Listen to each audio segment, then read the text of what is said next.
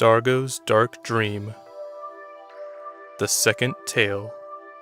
Written and read by Jerry Hart. Part 1. Josh. Chapter 1. Josh, take a look at this strange bird. I turned to Astrid, who was looking up at something in a tree in front of her. I looked up at the hot sun, which felt horrible on my skin, wondering if her father Nauki was with us. He was a nature demon, so he controlled almost everything, including the weather. Astrid stood up straighter than me, making me even more self-conscious of my bad posture. Her short red hair and yellow dress blew in a slight wind. I stopped next to her and looked up at the tree. There were so many in the forest in front of us, so it took me a few moments to find hers. I saw a dark red bird staring right at us and figured that was the one. "What's so strange about it?" I asked. "I've lived on Dargo Island my whole life, and I've never seen this bird before." "Have you ever been to this part of the island before now?" She looked behind us, at the grassy hill and cliff, and shook her head. "But, still, I would have seen this bird before. I know all about the other creatures, like Floxen and Bethels. Victor and I went on a quest once to catch Floxen." I thought of the dwarf, Victor Stonecrusher. He was about as macho as you can imagine, constantly challenging people to arm wrestling matches. I didn't find it hard to believe he liked going on quests around this mysterious island. Astrid and I were on the opposite side of Dargo Island from where we lived. I'd seen a lot of the island during my short time here, but for some reason we'd avoided this part until now. I wasn't sure why. It was beautiful, though the hill on which we stood was steep, and if we weren't careful, we could fall right off the cliff and into the ocean. "It's a beautiful bird, except for that sharp beak," Astrid said next. "I wonder if Anila knows what kind it is." "That's Queen Anila to you," I joked. "She told me to just call her Anila." She stuck her tongue out at me. "Her people have been on the island longer than us. They should know." "Do you have your cell phone on you?" she asked. I felt in my pocket and found it there. I don't know why I still have it. It's not like I can call anyone in the real world. "Just take a picture," she said, jabbing me with her elbow. I took one of the bird, which suddenly took flight and soared out of the forest over our heads.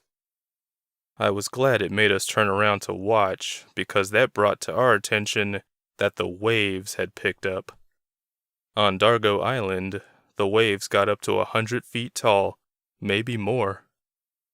"We should get out of here," I said, though Astrid was already walking toward the trail we'd taken to get up here. I followed as quickly as I could. We hopped in a golf cart that was powered by magic. The magic belonged to a man named Rockney, who, thankfully, was now dead. In fact, I'd killed him myself. But it had been in self-defense. Long story short, he was a bad man who was trying to kill his brother Nauki with magical fire, but I intercepted. I almost died in the process, but I'm something called a Gelfin. I don't know much about Gelfins, but I do know they're life-sucking creatures. In order to keep myself alive, I sucked the life out of Rockney. He died in the process. I don't regret my actions. If I hadn't done it, Rockney would have killed his brother and become a dangerous threat to the world. Astrid drove us back to the village, a gated community where only a select few of islanders lived. I used to work security for this community. I'd been hired by Rockney before I found out he was evil. The gatehouse, where I used to do my job, was pretty much abandoned now. It was a fairly big shack with lots of windows for walls. The lift gates were all fully open now, so anyone could come and go whenever they pleased. It had only been a couple of weeks since all that madness with Rockney went down, but I was already nostalgic for my short tenure as the village's guardian. We drove past a large ring of mountains on the left, and I got a queasy feeling in my gut. The giants of Dargo Island had lived in the middle of that ring, under a frozen pond. Rockney had managed to manipulate them into attacking us in order to get the other islanders to kill them in return. When we got home, Astrid and I were met by a couple of neighbors, Champagne Dubois and Victor. Champagne, an old woman who liked to dress like a much younger woman, had the power to read and affect people's emotions. Victor, as I've already mentioned, was a dwarf, with a long red beard he liked to twist around his index finger. They stood around a hot tub in Astrid's backyard. It was another product of Rockney's magic. The water had healing powers, and had managed to not only heal a knot on my noggin, but also heal my burned body. My Gelfin powers don't heal serious wounds, unfortunately. "What's going on?" Astrid asked. "The hot tub isn't working anymore," Victor said in a typical fantasy dwarf voice, deep and rumbly. "I was doing some yard work and cut my hand. I tried to heal it in the tub, but it didn't work." He showed us his hand, which had a nasty gash down the palm. I winced. The sight of blood always sent shivers down my spine. "Why do you think that is?" I asked. "Rockney's magic must be fading from the island, now that he's gone," Champagne said in a sultry voice that reminded me of old Hollywood dames. "What have you two been up to?" I told them about the bird and asked if they knew anything about it. They said no. "Are you ready to start training with your powers?" Champagne asked me. "We've been putting it off for weeks. You nervous, Sugar Cougar?" I laughed. She always called me Sugar something, rarely repeating any one name. I wondered how much effort she put into this game. "I guess I'm ready," I finally said. "Will it be difficult? I don't like difficult. That's why I never went to college." Champagne grinned. "The difficulty depends on how much effort you put into it, Sugar." She left me hanging. That was new. And just like her to keep me on my toes. "Okay," I said. "How about tomorrow?" Astrid's mom, Shay, was in the kitchen, cooking something that smelled delicious. She was the person who got me the job on the island in the first place after I saved her from a tornado the good guy, Naoki, had sent for her. But he had his reasons. She looked to her daughter, who sat next to me on the couch. "We should visit your father." "In his realm?" Astrid asked. "It's only been a few days since I was last up there. I think it's time you went back." Astrid bit her lip nervously. I understood her apprehension. Her father was a nature demon, after all, and she'd only met him for the first time weeks ago. She'd spent her whole life thinking he was an evil man who wanted to rule the world, one who'd cursed her mother while she was pregnant, causing Astrid to turn into an old woman during the day. I'd used my Gelfin powers and the enchanted hot tub to heal her of the curse, but it would take more than that to change her attitude toward her father. "Let's head up there, then," Shay said. She looked nothing like her daughter, which was probably why it took me a while to realize they were related. Shay's hair was longer and brown, as opposed to Astrid's short red pixie cut. "Will you go with us?" Astrid asked me. I could tell she really wanted me to go, and that she wasn't just asking to be nice. I agreed. Since we didn't have Rockney to take us to Naoki's realm anymore, Naoki devised a way for us to get there ourselves. We walked to a closet at the end of the hall, behind the kitchen. It was a room that had never been used, even when Rockney owned the house. We stepped inside the dark closet. Shay flipped the light on, and I saw the room was barely big enough for 3 people. "Ready?" Shay asked us. We nodded. Shay flipped another switch, one hidden behind a picture of a tornado. Despite my nervousness, I grinned. I would never forget my first encounter with Naoki, and his tornado that killed me, temporarily. The room slowly got dark, and the sound of wind seemed to come out of nowhere. I was reminded of a haunted house I went to years ago. Astrid grabbed my hand and squeezed it. The closet brightened again, but instead of being surrounded by close walls, we were surrounded by clouds and a bright blue sky. We were thousands of feet in the air, and a plane's tail actually passed through the clouds like a shark's fin through the water's surface. We stood in what looked like a courtyard in front of a very solid-looking castle made of gray stone. I still couldn't believe the clouds were solid enough for us to walk on. The last time I was here, I'd battled vampires. "What do I owe this wonderful pleasure?" a voice asked. Shay spun around, revealing Naoki. The nature demon looked like what you would imagine a wizard to be, with a long light blue beard that went down to his stomach. I noticed for the first time that there were swirls of white in the beard. His eyes grew wide when he saw his daughter. "Oh my," he said quietly. "It's been days since you were here. After last time, I didn't think you'd ever return." Astrid released herself from my grasp and walked over to her father. "Hello, Dad. Sweetheart, I've been eagerly awaiting your return to my realm." She looked around. "It feels weird, being so high up. I still haven't gotten used to it. I think that's why my training doesn't go so well." "What training?" I asked. Naoki looked at me, then at Astrid. "Have you not told them?"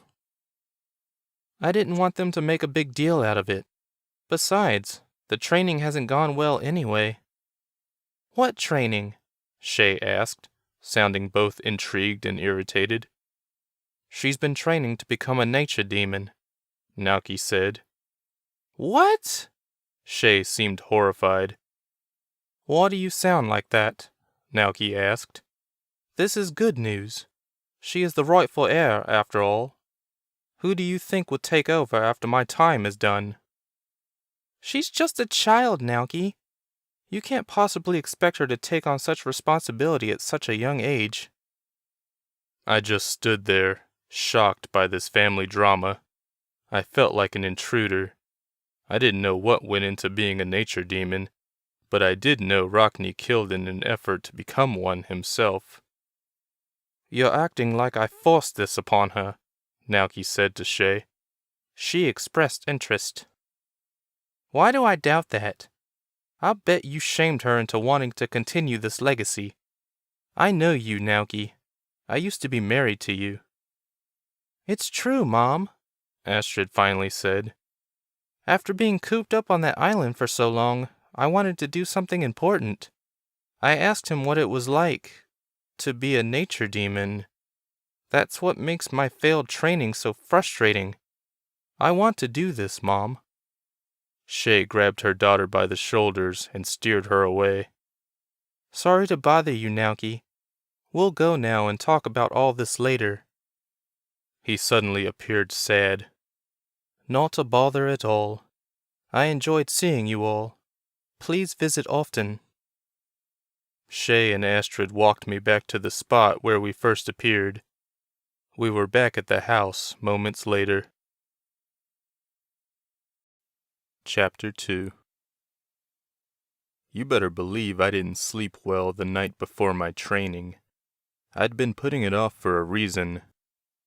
As far as I knew, I only had the power to drain people's life forces, and I only did that when my own life was in danger. Champagne had told me she could help me control that, and more. I didn't know what she meant by more, and that's what scared me. If I had my way, I would get rid of that power altogether. I suppose Champagne's training was the next best thing, though. I woke up before the sun rose and headed downstairs. It was weird living in Rockney's house without him. The house had been battered by the island's giants a month ago, but Rockney had magically repaired it before he died. Astrid and her mom lived here as well, but they had done so for over a decade. In fact, this was the only house Astrid had ever lived in. Even after Rockney's evil nature was revealed, she couldn't imagine living anywhere else. Shay, on the other hand, had another house on the mainland. She'd lived right across the street from me, in fact. She said she needed a home away from the craziness of this island, which I totally understood. The main reason I decided to move to the island was to get away from the blandness of the real world. The only things I missed were my best friend Estevan and my parents. I could still see all three whenever I wanted, though. I also missed books, music, and movies. Dargo Island had a very nice plaza with shops and restaurants. There were no movie theaters, but Victor had a nice home theater in his house, which was just across the street from me. My favorite place on the island would have to be the bookstore in the plaza. Though I had adopted e-books over the past few years, I still enjoyed a good physical book every now and then. I'd even considered getting a job at the store. In fact, that store was the very place where I met the island's queen, Anila. Her father had been alive at the time, before the giants killed him, so she'd only been princess then. She'd tried to warn me about Rockney, but I didn't believe her. If I had, I might have been able to avoid all the bloodshed that followed. Anila's dad would probably still be alive. After I got downstairs, I walked outside and took stock of the village. There were a few other mini mansions in the U-shaped neighborhood, but most of them were empty. The previous owners had passed away over the years, some due to natural causes, others to supernatural ones. Though I'd been given my choice of any of these houses, I didn't have the heart to live in someone else's home. "You're up early," a voice said, scaring the crap out of me. I spun around toward the house and saw Shay standing on the front porch. "Training day," I said, as my heartbeat returned to normal. "And you're afraid you'll fail?" she asked as she tied her robe tighter. "I don't know. Part of the reason I came back to the island after all that Rockney business was because of what Champagne promised. Who wouldn't? I mean, I drained the life from my unborn twin sister, that guy in our neighborhood, and then Rockney." I took a moment because my throat grew suddenly tight, remembering those unfortunate deaths. With the neighbor, I had accidentally drained his life force after saving Shay from a tornado Naoki had sent after her. As for my sister, I'd only found out about her from my mom a couple of weeks ago. That was part of the reason I chose to live on the island. I felt too ashamed to be around my parents after learning what I'd done. Sure, I'd been an unborn child at the time, but still. "I remember when I first met you," Shay said after a surprisingly long silence. "I knew you were special." I laughed. "That's a load of crap. You used to play board games with my roommates. You couldn't have possibly known I was special then." She laughed too. True, I didn't know then, but when you sacrificed yourself to save me from that tornado, and even before you came back to life, I knew you were a hero. She let that sink in. Not to toot my own horn, but I was very brave that stormy day months ago. My point, she went on as the sun rose, is that you're one of the bravest people I've ever met. You saved Dargo Island and you cured my daughter of her curse. Training with champagne should be a walk in the park compared to all that other stuff. I smiled. Shay's words lifted my spirits. Thank you, I said. I guess you would know what it's like to be a hero, being a doctor and all. She nodded. It was one of the scariest decisions I'd ever made. I don't regret it, though. I like helping people, on and off the island. I guess Astrid is a lot like you, I slid in, with the nature demon training. She gave me a sly look. I know what you're doing. You're trying to convince me she made the right decision. She's a young woman who spent most of her life locked up as an old woman. She wants to get out there and see the world, take on responsibilities. You can't possibly fault her for that. We sat in silence for a while. Then Shay got up and went back inside without another word. An hour after my conversation with Shay, Champagne stepped out of her house and crossed the grassy median that separated the neighborhood. I'd stayed on the porch the whole time, simply waiting for her.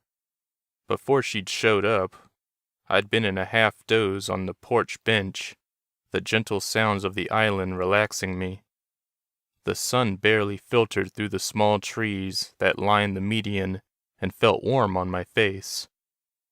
All of that relaxation went out the window the moment Champagne showed up. I expected my nose to start bleeding, as it usually does whenever I get overwhelmingly scared, but it hadn't bled in weeks. Sure, I'd had a relatively peaceful existence since Rockney's death, but I was still surprised I hadn't had an episode lately. Ever since I'd cured Astrid of her aging curse, I felt a little different. I couldn't put my finger on why, though. Good morning, sugar dumpling, Champagne greeted. The time has finally come. Are you ready? I suppose I am. I guess I don't have a choice. Champagne suddenly looked like she'd been slapped. You most certainly do have a choice. In fact, you made that choice when you returned to us. I nodded. She was right, of course. When I returned Estevan to the mainland, I stayed on the magical blue train that acted as sole transportation to and from the island. I'd come to the decision there and then to learn to control my Gelfin powers. Thinking of that gave me the courage to stand up. I'm ready, I said. We took a cart to a part of the island I hadn't been to before. When I first came here, I'd pretty much stayed on one side of the island, close to the train station. I'd only seen the village and Dargo Plaza. Just past the plaza was the palace, where Queen Anila lived. I'd almost felt like I was still in Dallas, with all the familiar-looking shops and houses. Until yesterday, I hadn't seen much of the other side of the island, with all the open landscapes. Champagne drove us to an open valley that stretched as far as the eye could see. This was more like it. This was what I'd wanted to see. We parked at the top of a hill and stared down at the valley.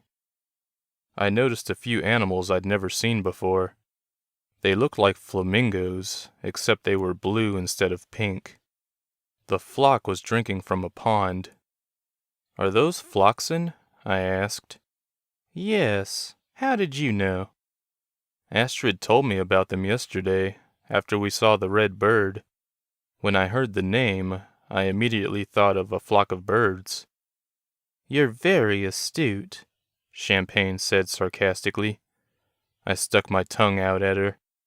Okay, coach, what's first? First, a few questions. If a friend came to you with a problem, crying their eyes out, what would you do? I groaned reflexively. Champagne's eyes narrowed with curiosity. What? I asked. Why did you groan just now? It was the thought of someone crying about their problems. I kinda hate that. Why? Does it matter? I wouldn't have asked if it didn't, Sugar Poppy. I sighed and said, I just don't like hearing about people's problems that make me sad, or ones they always bring on themselves.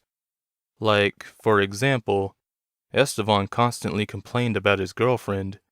They kept breaking up and getting back together. Every few weeks he complained about her. I got sick of it. So you don't like helping people? I like helping people, I said defensively. I just don't like hearing people complain. Does that make me a bad person? Not at all.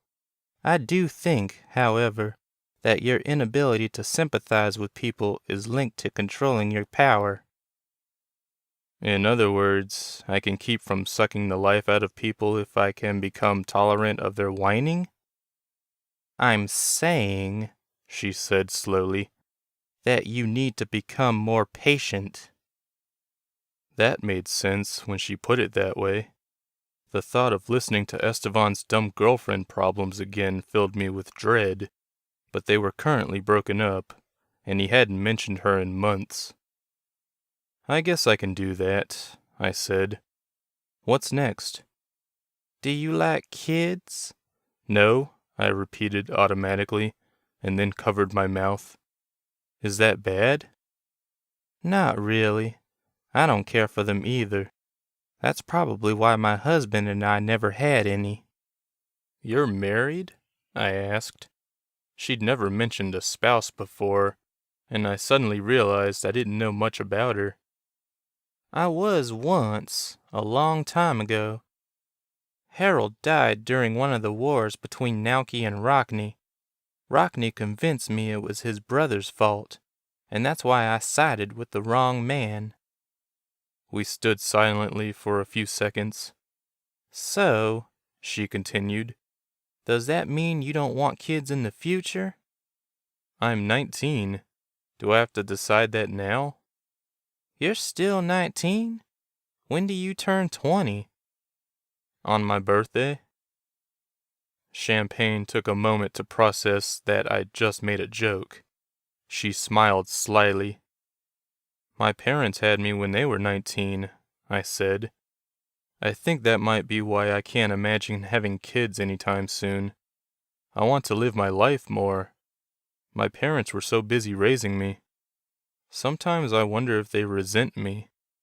You are so silly, Champagne said. They don't resent you.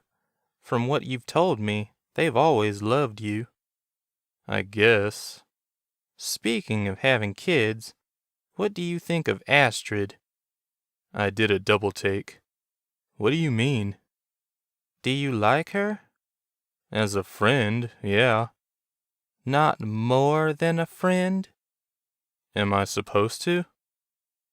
Champagne shrugged. I'm just saying that you're both single and the same age. You would make a great couple. Anila and I are the same age too. I grinned. I think she's already taken by that hot guard of hers, Reese.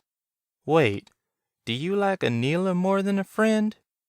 No, I said, and meant it. Besides, there has to be more to it than that. There has to be attraction. I'm not attracted to either one of them. I don't believe in insta-love. Insta-love? Yeah, you know, in movies and books, where the main characters automatically fall in love without even getting to know each other.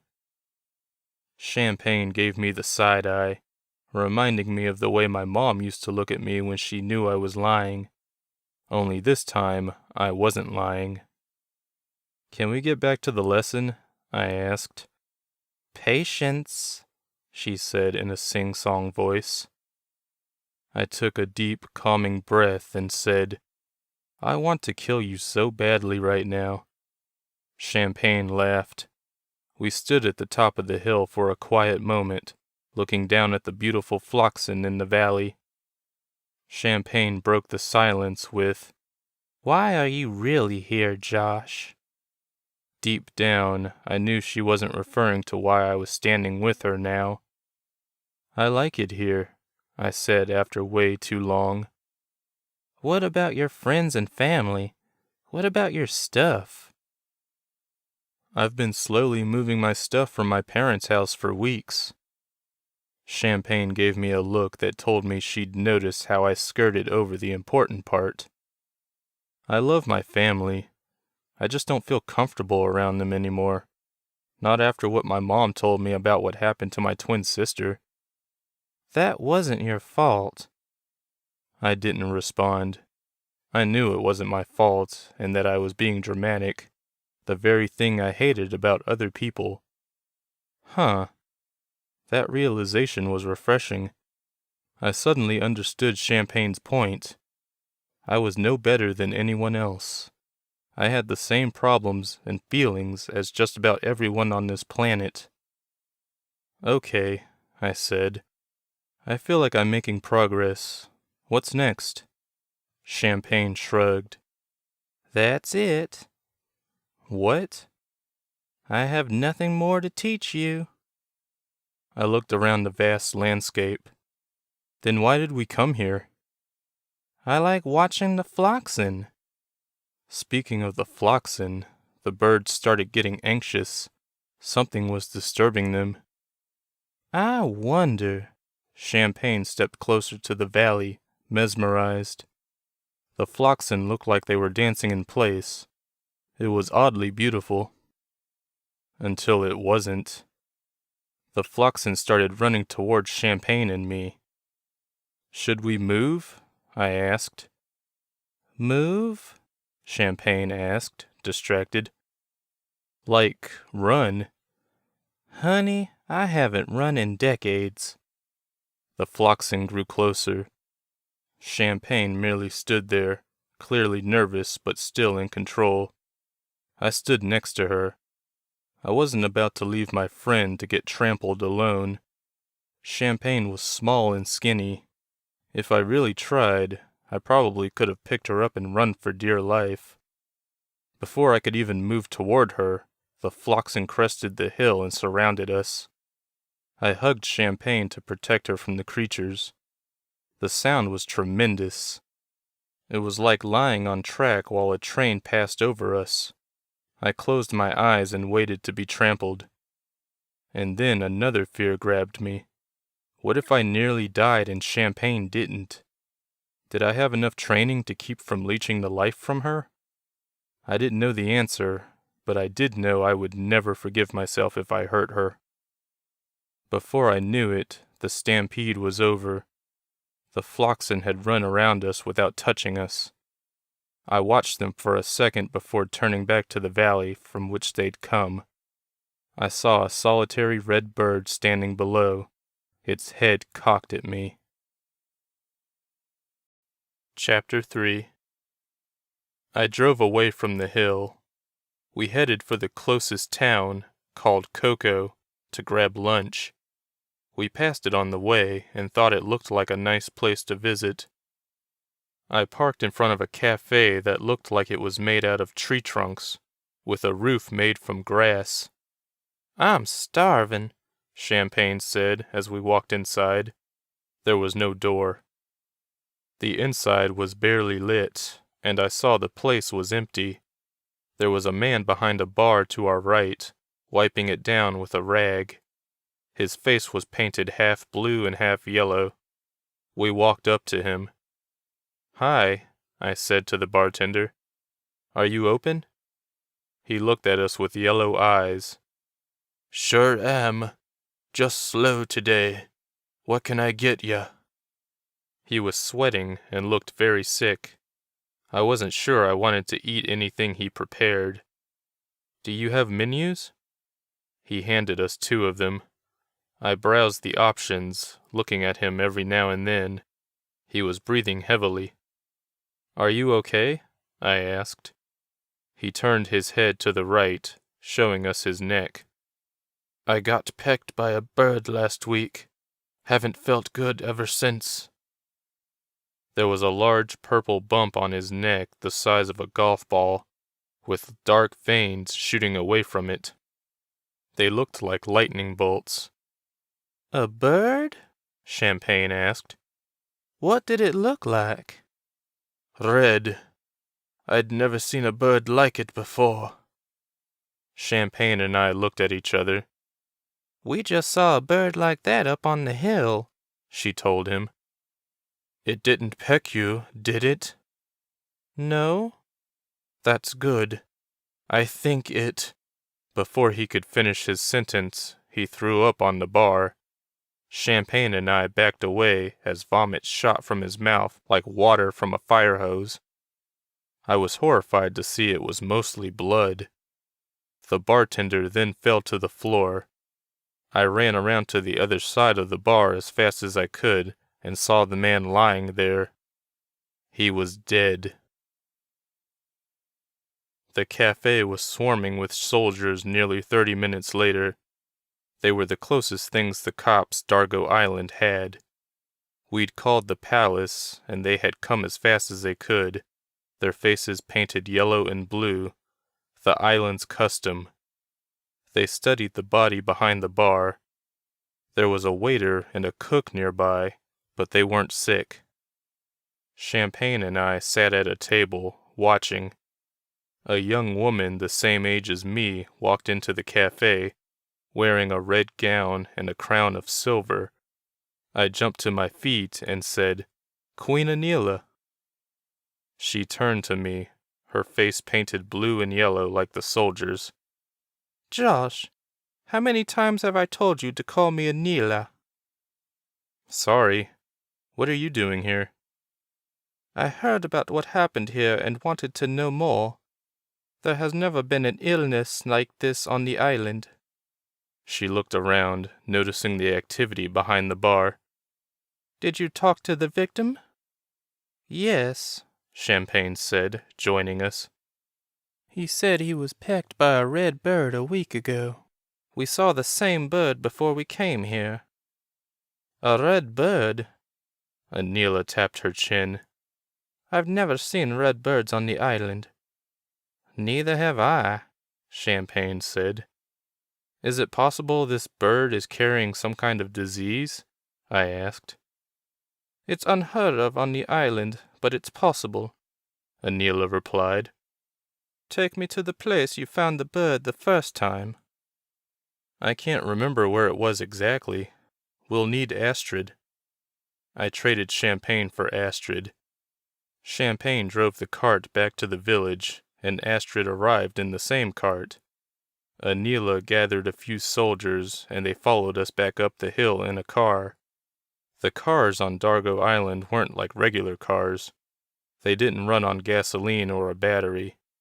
They just ran. A gift from Rockney the Wizard.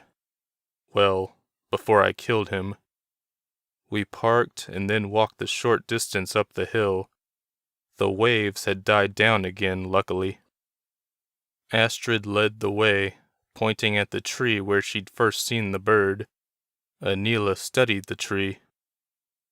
"I've lived here all my life, and I have never been in this forest," she said. "Me neither," Astrid said. "Me neither," I added, grinning. They looked at me, and then to each other.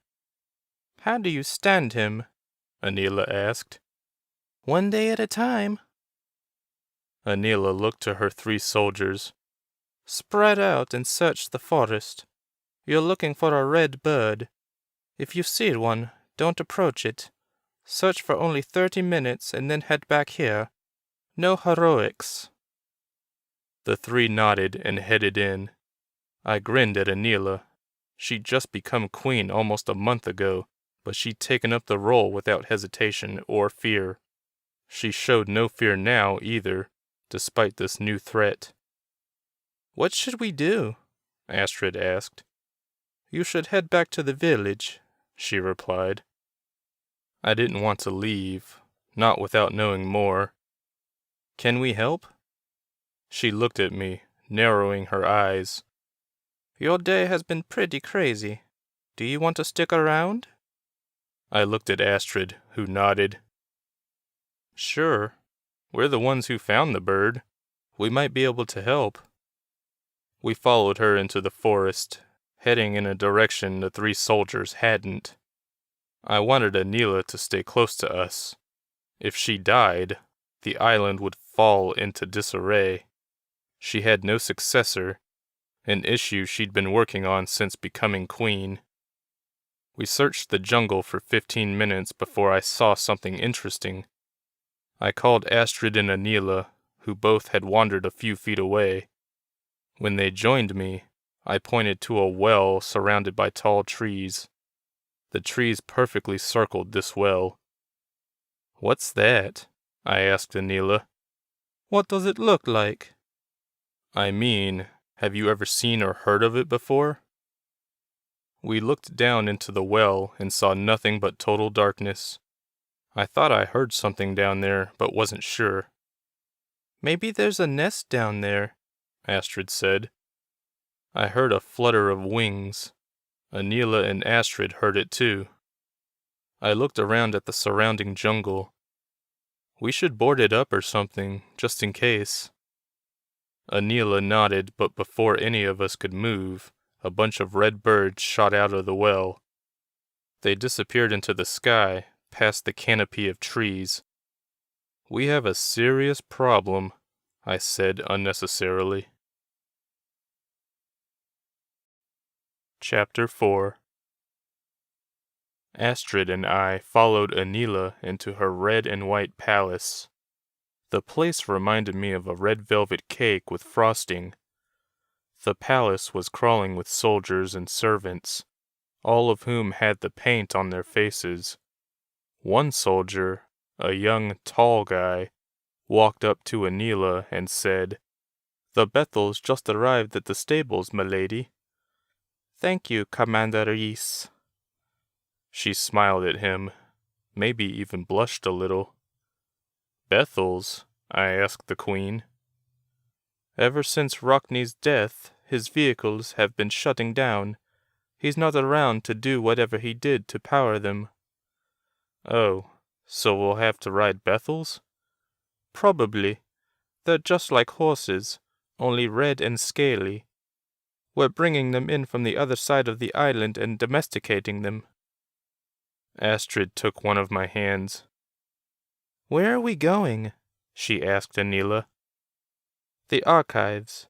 There may be information about those red birds." We went down a staircase and into a doorless round room. It was full of books. None of them were on shelves, and instead sat in piles on the floor.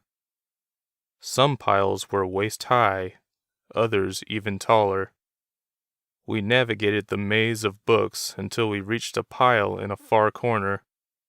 Anila started browsing the titles on the spines. "Why did you come straight to this pile?" I asked. She looked at me over her shoulder. "It's the section for the wildlife on the island." "Oh." She grinned and turned back, searching. She found one she liked and pulled it from the middle of the pile, causing the other books to fall. She ignored them. She browsed the pages quickly, but sighed a minute later. "Nothing about red birds." A book fell somewhere behind me. I walked over to it, while Anila returned to the pile she'd browsed earlier. The book was open, and I gasped when I saw what was on the page. "I found it." Astrid and Anila joined me as I picked up the book and showed them. It was the exact same bird, with red wings and a very sharp, blade-like beak. The words on the page were written in a language I couldn't understand, but Anila could, and she didn't like what she read. "Oh no." What? Astrid and I said together. "The birds belong to Dargonius." Who's Dargonius? I asked. I remember Rockney mentioning him, but he didn't go into detail. Well, he said he would tell me more about him before he died. Anila nodded knowingly. He was the one who hid the island from the rest of the world. Where did this island even come from? I asked. Anila smiled. My father told me once that the island used to be a young woman who wanted to hide from her family, so she turned into an island. I smiled. Do you believe that story? No, but it's fun to think about. I loved it as a kid, and I guess I still do now. Why is it bad the birds are Dargonius's? Astrid asked. The queen took a deep breath, flipping the book around for us. Dargonius fled the known world because he believed it to be corrupt and dangerous. He hated the world because of its blind hatred toward his kind. He was a wizard. And the real world drove him off? Astrid asked. Yes, he fled to this island. How did he get here with the waterfall that separates us from the mainland? I asked, thinking of the edge of the world. It was the biggest waterfall I'd ever seen. That wasn't there before. He put it there, and the outside world can't see it. It does manage to keep people away, though. Well, except the natives. How did the natives react? I asked. Not well. They tried to kill him, but he fought back with magic. Then they feared him. Then they accepted him. They pretty much had to. Anila grinned at me. In time, they worked together to hide the island from the rest of the world. Everything seemed fine at first. For hundreds of years, Dargonius lived on this island, hatching a plan to get revenge on those who drove him away. Hundreds of years? Astrid said. The ones who drove him off had to have been dead by then.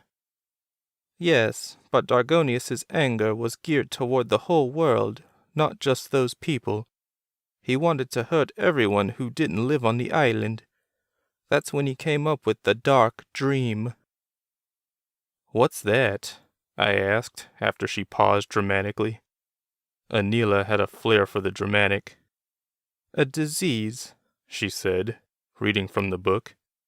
He planned to inflict his dark dream upon the known world, sparing the island. This was his paradise, his home. Nothing else mattered. Did you know about this before?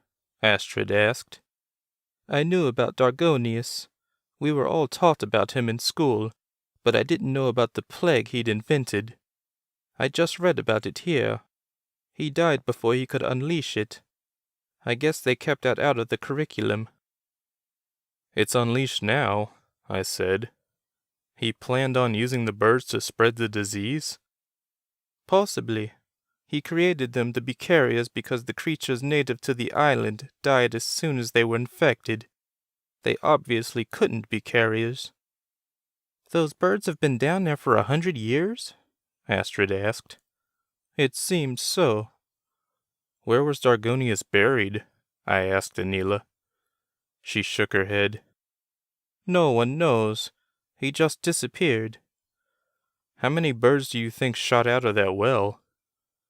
9, she said, smiling self-consciously. I counted them. Maybe we can capture them all before they infect anyone else. I shrugged. Hopefully. I'll send troops out now with nets and weapons. We can't afford to lose any more people. There are a little over 100 of us now. We're on the brink of extinction. I nodded, remembering the battle with Nauki's small army that wiped out so many of Anila's people. Anila smiled. Come, time to get to work. Chapter 5. We stood in the grand hall of the palace with nets set up on the floor. Anila had gathered 20 soldiers, nearly her entire force, and told them what she wanted them to do. She hoped the birds hadn't migrated to this side of the island, so we were to return to the side where we discovered them. I would check the well while the soldiers searched the surrounding jungles. Anila wanted the birds destroyed, seeing as they weren't living creatures. Even though it was dark, the queen didn't want to give the birds time to spread out and infect anyone else. She made an announcement to all of Dargo Island to stay indoors and keep away from any red birds. If they saw any, they were to contact the palace via phone. There was a room dedicated to incoming calls from anywhere on the island. We changed into white suits that reminded me of the kind fencers wear, with helmets to match. Every inch of our bodies was protected from the birds' sharp beaks. We loaded the nets, weapons, and flashlights into trucks and drove back to the other side of the island. The waves were much higher now, the spray reaching over the edge of the cliff. The hill was soaked, the grass making squishy noises under our feet. Astrid and I went straight to the well. Before we could seal the opening with the wooden planks we'd brought from the palace, I got an idea. What if the birds came from the well? "We already know they came from here," she replied. "I mean, what if there's something else down there?" "So what?" "Why would they be down there?" I asked, frustrated and excited. "What if Dargonius is down there? His body, I mean." "Anila did say no one knows what happened to him." Astrid looked thoughtful through her mask. "We should send someone down there." "I'll go. I want to do something crazy." "What if there are more birds down there?" "I have the suit to protect me." I looked around for a large branch that could support my weight. We'd brought rope as well, just in case. Astrid helped me carry a thick log to the well, where I tied the rope tightly around it. I dropped the other end into the well and crawled in after it, pressing my feet to both sides to hold myself in place. "Are you sure about this?" Astrid asked me. I turned on my flashlight. "As soon as I see something, I'll come back up. I'll be fine. Nothing can get me while I'm in this suit." I tapped the chest plate, not even feeling it. Astrid kissed the top of my helmet. "Be careful." "I will." I started climbing down, hand over hand. I used to work out on the mainland, in my old life, so I had a fairly strong upper body. Climbing down isn't hard. It's climbing back up you have to worry about. I'd put the flashlight in a pocket, while Astrid shone hers down the well for me. I immediately felt claustrophobic once I hit the halfway mark, where it was darker. Before I knew it, my feet were in the water. I'd reached the bottom. The water was knee-high and smelled awful. I pulled my flashlight out and told Astrid I was fine. Turning on my light, I saw a small hole in the stone that made up the well. It looked like only one stone had been removed. I felt under the water with my foot and hit something that felt like the stone block. I looked through the hole and barely saw what looked like a bunch of rocks piled up a few feet high. The pile looked to be blocking something. "I found something," I shouted up to Astrid. "Want me to get the others?" "Yes." "Are you coming back up?" "No." "Okay." Her light beam vanished, and I saw her disappear from the well's opening. I started pulling the blocks away from around the hole. They'd been loosened, thankfully. As soon as I'd made a hole big enough for me, I crawled through, hands first, since the ground on the other side of the well was level. I stood on my hands for a few seconds until I could get my feet through the hole. I stood and looked around at the rock pile again. There was a gap, and I could see a door behind it. It was made of rotted wood that had holes of its own. The birds must have pecked their way out. I pulled some rocks away from the pile and pushed on the door, but it was locked. I reached through one of the holes closest to the handle, feeling a lock on the other side. I pulled it and the door opened a crack. I turned back to the well, wondering if I should wait for the others. Then I decided not to. I crawled through the gap I'd made and went through the door. Chapter 6. The first thing I noticed was the smell, and wondered if there was a dead body in here. The beam of my flashlight barely helped. I could only see a few feet in front of me. The darkness in this room seemed deeper than normal and felt like a physical weight. I caught a glimpse of a table to my right. I walked over to it, keeping the light on the floor so I wouldn't trip over anything.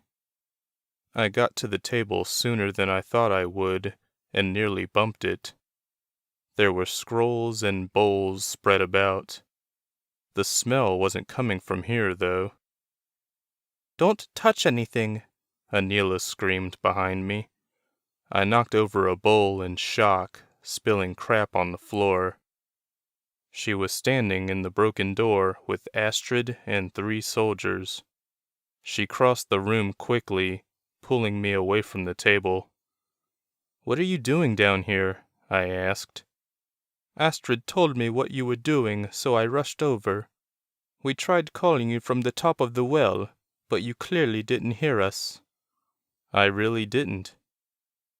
She looked at the stuff on the table, at the spilled bowl on the floor. "This must have been Dargonius's chamber, where he created the plague." We backed away from the bowl. "Is that it?" I asked. "I'm not sure, but don't touch it all the same." Astrid joined us, and we shined our lights around the room. With all 3 beams, it was a little easier to see through the thick darkness. "The birds must have been trapped in here," Astrid said. "The door over there has holes in it," I said. "The well is cracked, with loose stones. One of the stones was already out of place. It must have been set up that way, by Dargonius, so he could come and go as he pleased. Some loose earth must have fallen between the well and the door, blocking him in." "Sounds like he was up to no good in here," Anila said. "Did you find any birds?" I asked her. "No, they're hiding exceptionally well. I think we'll be all right until morning. Everyone's staying indoors." "Except us," I joked. "Speaking of which, we should get out of here. The waves are rising." Anila looked at Astrid. "Maybe you can talk to your father about those." "I'll try." I shined my light around one more time. There has to be something down here. Otherwise, we came here for nothing. I don't climb down ropes for nothing. What's that smell? Anila turned to her soldiers. "Grab some of these scrolls and bring them with us to the palace. I don't think the plague is spread through the air or by touch." "The bartender told us he got pecked a week ago," I said. "It takes a while to kill, at least." "Hopefully there's a cure in these scrolls," Astrid said. She and Anila walked out the door as the guards gathered the scrolls from the table. Just before I could leave, I saw something shiny on the floor. Well, it wasn't on the floor so much as in the hands of a dead body. I jumped in shock and was about to call Anila back, but she was already gone. The shiny thing was a crystal the size and shape of an egg. I read a lot, dabbling in different genres, and I've read enough fantasy novels to know a crystal is usually important. The body must have thought so too, the way it was clutching it. The body was pretty much skin and bone, with the ragged remains of clothing. Was this Dargonius? I pulled out my wallet and extracted a Dargo dollar. It was silver and turquoise, and had a picture of a stern-looking man in the center. I held the dollar up to the corpse's skull. I couldn't tell, but I didn't think they were the same person. Dargonius had a long skull, and this guy in front of me had a small one. I put the dollar back in my wallet and took the crystal. At the palace, we went over the scrolls and found nothing but the instructions for creating the birds. According to the scrolls, the birds were alive and dead at the same time. They had organs but didn't breathe or eat. Creepy. I showed Anila the crystal, but we couldn't figure out what it was. She decided to keep it along with the scrolls until more could be learned from it. I didn't argue. Chapter 7. As soon as Astrid and I got home, we heard flapping wings. A lot of wings. Astrid walked to the kitchen window and looked out into the backyard. "Oh no," she said. "The red birds are circling the house." I walked over and looked out the window. I saw at least 10 birds flying in a perfect circle high above us. Then they shot off over the house, toward the front yard. We followed, looking out the bay window by the front door. I gasped when I saw Champagne and Victor standing in their front yards, watching the display. "We told them about the birds, didn't we?" It wasn't a question. I'd told them personally. Why were they outside? Victor tried to lead Champagne back to her house. They ran to her open front door, but not before the birds got to them. Victor and Champagne disappeared in a cloud of red feathers. I wanted to run out there and help my friends, but I knew I would be too slow, too late. Before I could even make my way toward the front door, the birds lifted into the air and shot out of the village. Champagne and Victor were lying on the ground. They weren't moving. Shay, Astrid, and I crossed the street. Victor was the first to move. He sat up and looked around. Then he helped Champagne. They stood up before we even got to them. I saw them covered in blood. "Well, this is bad," Champagne said, looking at the peck marks on her hands. "Bad indeed," Victor added, wiping the blood on his face. He only managed to smear it. "The hot tub!" I shouted. "It's not working," Shay said, horrified. I'd forgotten. "We have to get to the palace," Shay said. "Maybe they've discovered something new." We hopped into Victor's Jeep, which fit all of us, and drove out of the village. We rode along a cliffside freeway, seeing the red birds flying over the sea. They were flying away from the island, toward the edge of the world. "Do you think they could fly to Dallas from here?" I asked no one in particular. "It's possible," Shay said. She was the only other person who'd been to the mainland. We watched, horrified, as the birds flew farther away. Suddenly, the water shot up from the sea in a giant wave that stopped the birds mid-flight. They split off in different directions, heading back toward the island. "Looks like Naoki's watching over us," Shay said with a smile. The wave chased the birds toward us, and then became a still wall of water, just in case the birds tried to escape again. Instead, the birds flew in the direction we were going. They looked like they were heading toward the palace. Chapter 8. As soon as we passed under the stone arch that led into Dargo Plaza, we knew things were bad. The birds shot through the shopping district like a strong wind. The islanders, unfortunate enough to be outdoors, screamed as they were assaulted. The palace soldiers shot at the birds and threw nets, but they only managed to stop a few. I couldn't tell how many until Shay parked in a lot down the street. We stayed in the Jeep. Looks like they got 2 of the birds, Astrid said from the front seat. How are you feeling? I asked Victor and Champagne. They sat next to me in the back seat. I'm fine, sugar pumpkin, Champagne replied. The wrinkles in her skin looked even deeper than usual, her face paler. Dwarves are very tolerant of disease, Victor said. He looked healthier than Champagne, at least. My species can hold its own as well, she said with a grin. Your species can read and affect emotions, I couldn't help saying. Can't that help you in some way? No, but I can read my own emotions right now. I'm very angry. I laughed and then coughed. I used to cough after a laugh if I'd done a lot of cardio. I guess running for your life counted as cardio.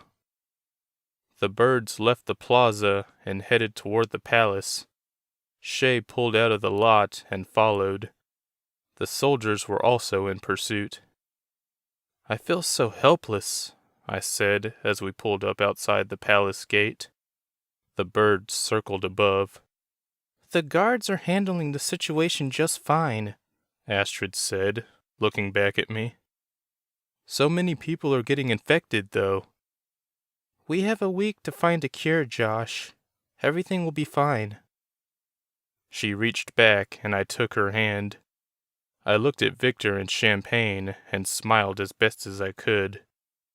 We'll be fine, Victor said. We heard more shots fired from the palace courtyard, though we couldn't see the soldiers because of the gate. We could see some of the birds drop from the sky, however. Only 5 remained, and they flew away from the palace. I lost track of them a few seconds later. We got out of the Jeep and entered the palace gate. Anila and her soldiers stood in the courtyard, looking down at the birds they'd killed. She looked up at us as we approached. We've gotten half of them, she told us proudly. Victor and Champagne were infected, I told her. Her face changed with this news. We may be able to find a cure, Anila said. Something has happened. What? Follow me. She led us behind the palace, toward a cliff that overlooked the sea. I came here once with Anila, before all the stuff with Rockney happened, and she'd nearly fallen off this cliff. I barely caught her in time. The last time I was here, there was nothing but sea that stretched on forever. Now there was a landmass down there. Where did that come from? I asked. The shock was noticeable. It appeared not long ago, Anila said. Commander Reese noticed it first. We have no idea where it came from. The mass was small. Basically, it was a tiny island. It was covered with lush grass, with sand lining the shore. I couldn't see the center from here. I doubt it grew overnight, Anila said. It must have been there all along and was hidden from us somehow. Maybe the birds have something to do with it, I guessed. The birds escaped a week ago, Astrid said. The island showed up this morning. What happened between then and now? Anila asked. It only took my old brain a second to figure it out. I took that crystal from Dargonius's chamber. That must be it, Anila said, turning to her palace. I'm going with some soldiers to check out the island. Care to join? Astrid and I said yes. I was a little afraid of what we might find there, but at the same time I was excited. Shay went with Victor and Champagne to the palace's sick ward to treat their wounds. Astrid stayed with her mother, determined to help. Anila grabbed the crystal from a secure display case she kept in an unused chamber, and then we were on boats half an hour later. We headed toward the mysterious island. Chapter 9. We took 2 boats to the new island, both filled with 5 people each. Anila and I rowed in the first boat, which was rowed into the inlet between 2 high rock walls. When we reached land, a couple of the soldiers got out and pulled the boat the rest of the way. After that, we had no idea what to do. We didn't have to wait long, though. The rest of the birds showed up. We were all wearing our protective suits and helmets, but I was still scared. The birds circled over us and then flew farther inland. We followed. The island was mostly one big hill in the center. We walked up the hill, through shoulder-high grass that had large black beetles. When we got to the top, a large dark gray monolith greeted us. It looked like a large door, 20 feet tall. There was no knob, and I wasn't sure what was holding it up. The birds flew high above it. "I think this is the place," I said. Anila walked to the other side of the door. "There's nothing behind it." She studied the ground from where the things stuck out. "I think this goes deep underground, whatever it is." The ground was sand, a little darker than the shore. I kicked some up with my foot and regretted it. The smell that came up was awful. Smells like sewage. Anila looked at me for a second before going back to the door. Her soldiers got closer to her, keeping their eyes on the birds. "There's got to be a way to open this," she said, frustrated. I suddenly remembered the crystal. I told Anila, and she nodded to one of the soldiers. He'd been carrying it in a protective case. He set the case down and pulled out the crystal, carrying it to his queen. Anila walked up to the door, the crystal in her hands. Something appeared in the rock to the right of her. It was some kind of indention, about the size of the crystal itself. Anila looked back at us one more time before placing the crystal inside. The ground trembled, kicking up more dark sand. The smell got much worse. The whole island felt like it was having an earthquake. Anila backed away from the door just as an opening appeared from the bottom and worked its way up. The crystal was still there, in the indention next to this opening. Beyond the opening was total darkness. I walked up to it and saw a single step just inside. "I think there's a staircase here." None of us had flashlights, so Anila stepped forward into the darkness. She took the first step, and then carefully placed her foot into the black. Her foot touched something, because she smiled at me and said, "You're right." A soldier started to reach for the crystal to take with us, I assumed, but Anila stopped him. "The door might close if you do that. Leave a few soldiers here to watch over it until we return, Commander." "Yes, my queen." He ordered 2 soldiers to stay outside while he and the other 5 went with us. As soon as we entered, torches lit up the walls on both sides of the stairs. We saw bottomless pits on either side of us, and that the wide staircase led down quite a ways before ending at a large wooden door. 2 soldiers walked behind him and in front of Anila, with one next to her and 2 behind us. Despite all this protection, I still didn't feel safe. After a minute of careful walking, we reached the bottom. The commander studied the door, looking for some way to open it. "Perhaps we need the crystal again," he guessed. "No, Commander Reese," Anila said, walking up next to him. "Look at these markings on the door. They're ancient Dargonian. I hadn't noticed the markings until she mentioned them. They were dark red slashes and symbols. Can you read that? I asked her. Just barely. I learned in school when I was a little girl. Ever since Rockney came, he managed to ease us away from our way of life, our traditions. She lightly touched the markings, whispering to herself.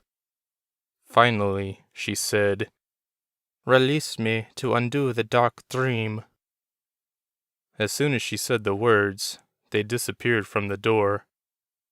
Before anyone could say anything, the door popped open, scaring us all. Commander Reese pushed it open the rest of the way. Inside was a large circular room lit by more torches. In the center of the pool was a clear rectangle at least 8 feet tall, and inside the rectangle was a skeleton hunched against the glass. Chapter 10. Oh, my goddess, Anila said, staring at the cage. It's Dargonius. I stepped closer to the pool. How do you know? See the ring on the skeleton's finger? She asked. I tried to see it, but was too far away.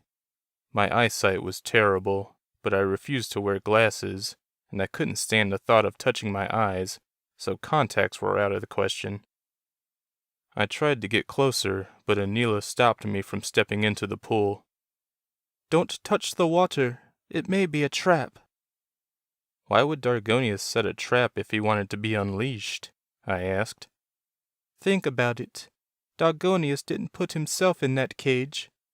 Whoever did may have made it so no one can get to him. The water could be acidic. I pulled out my wallet and grabbed a card from a barber shop I used to go to. I'd had 9 haircuts, and the 10th would have been free. Each number was initialed by the barber. Oh well, I said, dropping the card into the black water. It caught fire and disappeared a second later. My queen, Commander Reese said, his expression worried under the yellow and blue paint. Perhaps we should leave this dark place. Dargonius is dead, and therefore cannot do us any good. You're half right, Commander. The reply didn't come from Anila, or any of us for that matter. It came from the cage. The skeleton still remained hunched against the glass, but a cyan-colored dust started to swirl above it. The dust formed a figure that looked like a man. I was beginning to think you'd never arrive, the figure said. You were expecting us, Dargonius? Anila asked. She was clearly scared, but trying to hide it. Eventually, as soon as I felt the island reappear, I knew my dark dream had been unleashed. What is the dark dream? She asked next. My plague upon humanity.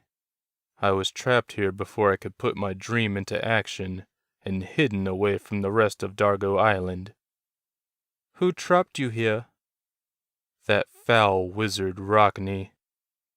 Why did he trap you? I asked. He found out what I had planned and wanted to stop me. But what he didn't know was that I am the only one who can stop it once it's unleashed, which I'm guessing is what happened. The figure smiled. At least, I think he did. How do you know this? Anila asked. The crystal is what got you in here, what made the island reappear. One of my servants managed to steal the crystal and flee to the chamber, awaiting the time he could release me. Unfortunately, he got trapped and died there. You couldn't have possibly gotten the crystal without entering my chamber. The birds were in there, were they not? They were, Anila confirmed. Tell us how to defeat the plague. Let me out. Anila sighed. I don't think so. Then I can't help you. How is it you're still alive after all this time? I am a being of supreme magic. Rockney knew this when he imprisoned me. That's why he went through such great lengths to make sure no one found me. You weren't that hard to find, I said. Rockney wasn't as smart as he wanted people to believe. Dargonius laughed. He didn't know the location of my chamber. Otherwise he would have destroyed my birds. Have they fled the island yet? They tried, I said. Rockney's brothers stopped them. Nauki? That blasted creature! Dargonius was no longer in a good mood. We've killed half of them already, Anila added. This made Dargonius even angrier. Not before infecting some of your people, he said in a menacing voice. That's true, but we have your scrolls. We will find a cure on our own. He laughed. The scrolls were instructions on building the birds. The plague wasn't created with ingredients found in my chamber. It was created from me, from my essence. The only way to cure it is with me. I will not release you, Anila said. You will change your mind once enough of your people die. How do you know what happened to your servant? I asked him, remembering the body we found in there. You said he died in the chamber. How could you possibly know that if you were trapped here? Dargonius looked at me and laughed. What are you, friend? You look human, but seem different. None of your business, friend. Wow, he was good. Could he sense I was a Gelfin? What's to stop you from carrying on with your dark dream once we released you? Anila asked Dargonius. He looked at her. Nothing. But I could spare the people of this island. I have no ill will toward your people. I only want revenge upon the people of the known world. Everyone who has wronged you has been dead for 100 years, she said. Their ancestors still live. Their way of life still exists. I won't unleash you so you can bring ruin upon the world. We'll find a way to cure our people. We have plenty of time. Once you realize how foolish you sound, he said, you know where to find me. What is your name, sweet darling? Anila. Are you the queen of this island? Yes. Then let it go down in history that Queen Anila allowed her people to die when the cure was within her grasp. Anila shook slightly, turned around, and left the room. Her soldiers followed. I was the last to leave, but before I closed the door, I turned back to Dargonius. I guess Rockney wasn't as bad as I thought he was, if he felt the need to trap you here. I sense a lot of him in you, Dargonius said. Why is that? I left without replying. Chapter 11. We got back to the palace and immediately went to the sick ward. The room was nearly filled with sick Dargonians. Champagne walked among the people, soothing them with her power. As soon as she placed her hand on their shoulders, they went from scared to relaxed within seconds. Champagne, however, looked worse than when I last saw her. Her face was paler, and she needed help from Victor to walk. I walked up to them and asked how they were doing. I'm fine, sugar cow, Champagne replied. I just need to lie down for a while, regain my strength. Any luck on the second island? I leaned against the table. We found Dargonius. That must have been a grisly sight, Victor said with a grin. Did you find anything that will help with the plague? I sighed. I mean, we found Dargonius alive. I let that sink in for a second. Victor and Champagne looked shocked. He said he is the only cure for the plague, but he'll only do it if we let him out of his prison. He's trapped in some kind of cage in the middle of a round room, surrounded by an acid pool. "You don't trust him?" Victor guessed. I looked at Anila, who was on the other side of the chamber, seeing to some of her sick people. He said he would cure everyone on this island, but he would kill everyone else in the world. That was his plan before he was captured.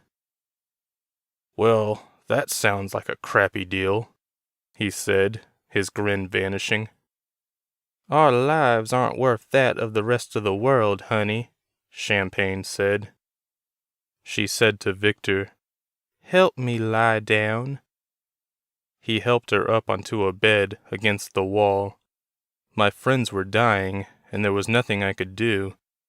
A doctor, her face painted the way of the Dargonians, checked on Champagne.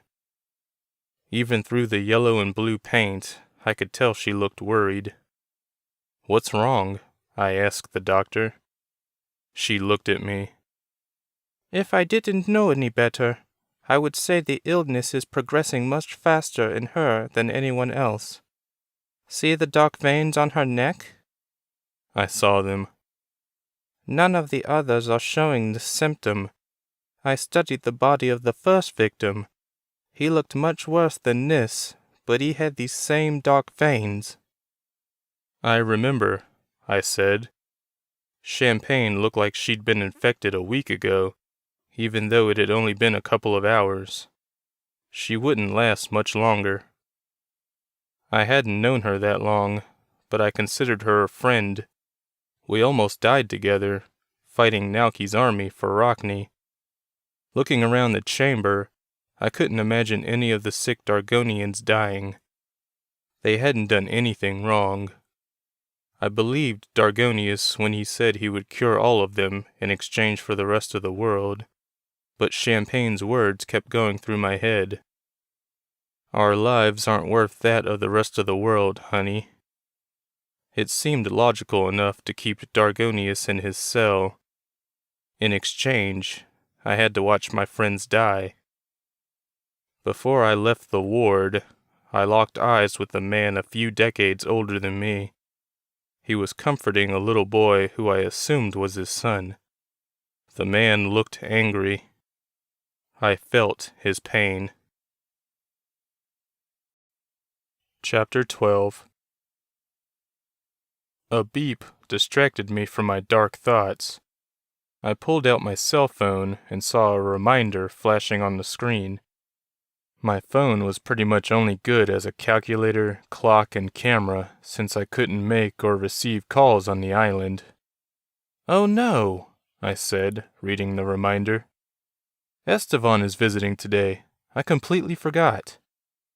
"When?" Astrid asked. "In an hour.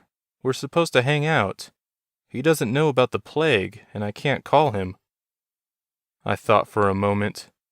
"I'll meet him at the station and send him back before he can even get off the train." "Keep an eye out for birds," Anila said, walking up to us. "We haven't accounted for all of them, and as far as I can tell, there are at least 5 left." "What did you do with the dead ones?" I asked. "We're studying them very carefully." "Good idea," Victor said as he checked on Champagne. Anila looked at the elderly woman. Champagne was asleep, her breathing very heavy. "Am I doing the right thing?" she asked no one in particular. "Yes," Victor said. "Even if we don't find a cure, at least the rest of the world is safe. There are billions of people on this planet. From what you've told us about Dargonius, he wouldn't bat an eyelash at killing every last one of them. Would you want that on your conscience?" She grinned at him. "I suppose not. Thank you, Victor." He nodded, his red beard swaying. "Think nothing of it. You're a wonderful, responsible queen. Let no one tell you different." Astrid, Shay, and I returned to the village, leaving Victor and Champagne in the care of professionals. I sat in a chair in the living room and stared out the bay window by the front door. The thought of Dargonians dying, with the cure sitting on that second island, made me sick. Astrid sat next to me and took my hand. How are you doing? I'm afraid of dying. You can't die, remember? I shook my head. If my time comes, I'm going to take it. I'm not going to leech off anyone. If I die this time, it'll be final. We stared at each other for a while, neither of us speaking. The sun went down. And then I kissed Astrid. She pulled away, laughing. What's happening? I'm sorry. I just thought I'd see what it would feel like. To kiss a girl? To kiss you. We kissed again, for almost a minute. Then we stopped and stared at each other. Anything? She asked. No. You? Not a thing. Sorry. It's okay. I figured as much. I went outside and tried to start Shay's car, but it wouldn't kick. I called Anila, and she sent a soldier with a Bethel for me to borrow. It was just like a horse, only, well, red and scaly, just like Anila said. It was the same height, with similar long faces, only without a tail. We rode to the train station. The train was just arriving as I walked onto the platform. I could barely see the edge of the world from where I stood, but I could hear the roar. Esteban still claimed he hadn't gotten used to seeing that miles-wide waterfall as the train passed over it. I didn't doubt him. I still wasn't used to it. My nose bled from the fear the first time I saw that startling sight. The train stopped in front of me, and just as the doors opened, I stopped Esteban from stepping off. You can't stay here, I said, holding up my hand. There's a plague on the island, and I don't want you catching it. Go back to Dallas. He stood there, mid-step, his eyes wide from all the information I'd just given him. Okay? I looked at the sky, making sure there weren't any birds around. Are you sick too? He asked me. You look like hell.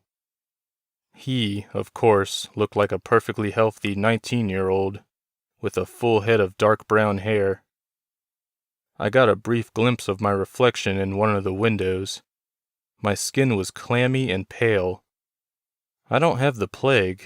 It must be stress. It's doing something to me. Esteban looked worried. We'd been friends since we were kids. He was the only friend who knew about Dargo Island. He even saved the island from a tidal wave, though he had Naoki's help with that.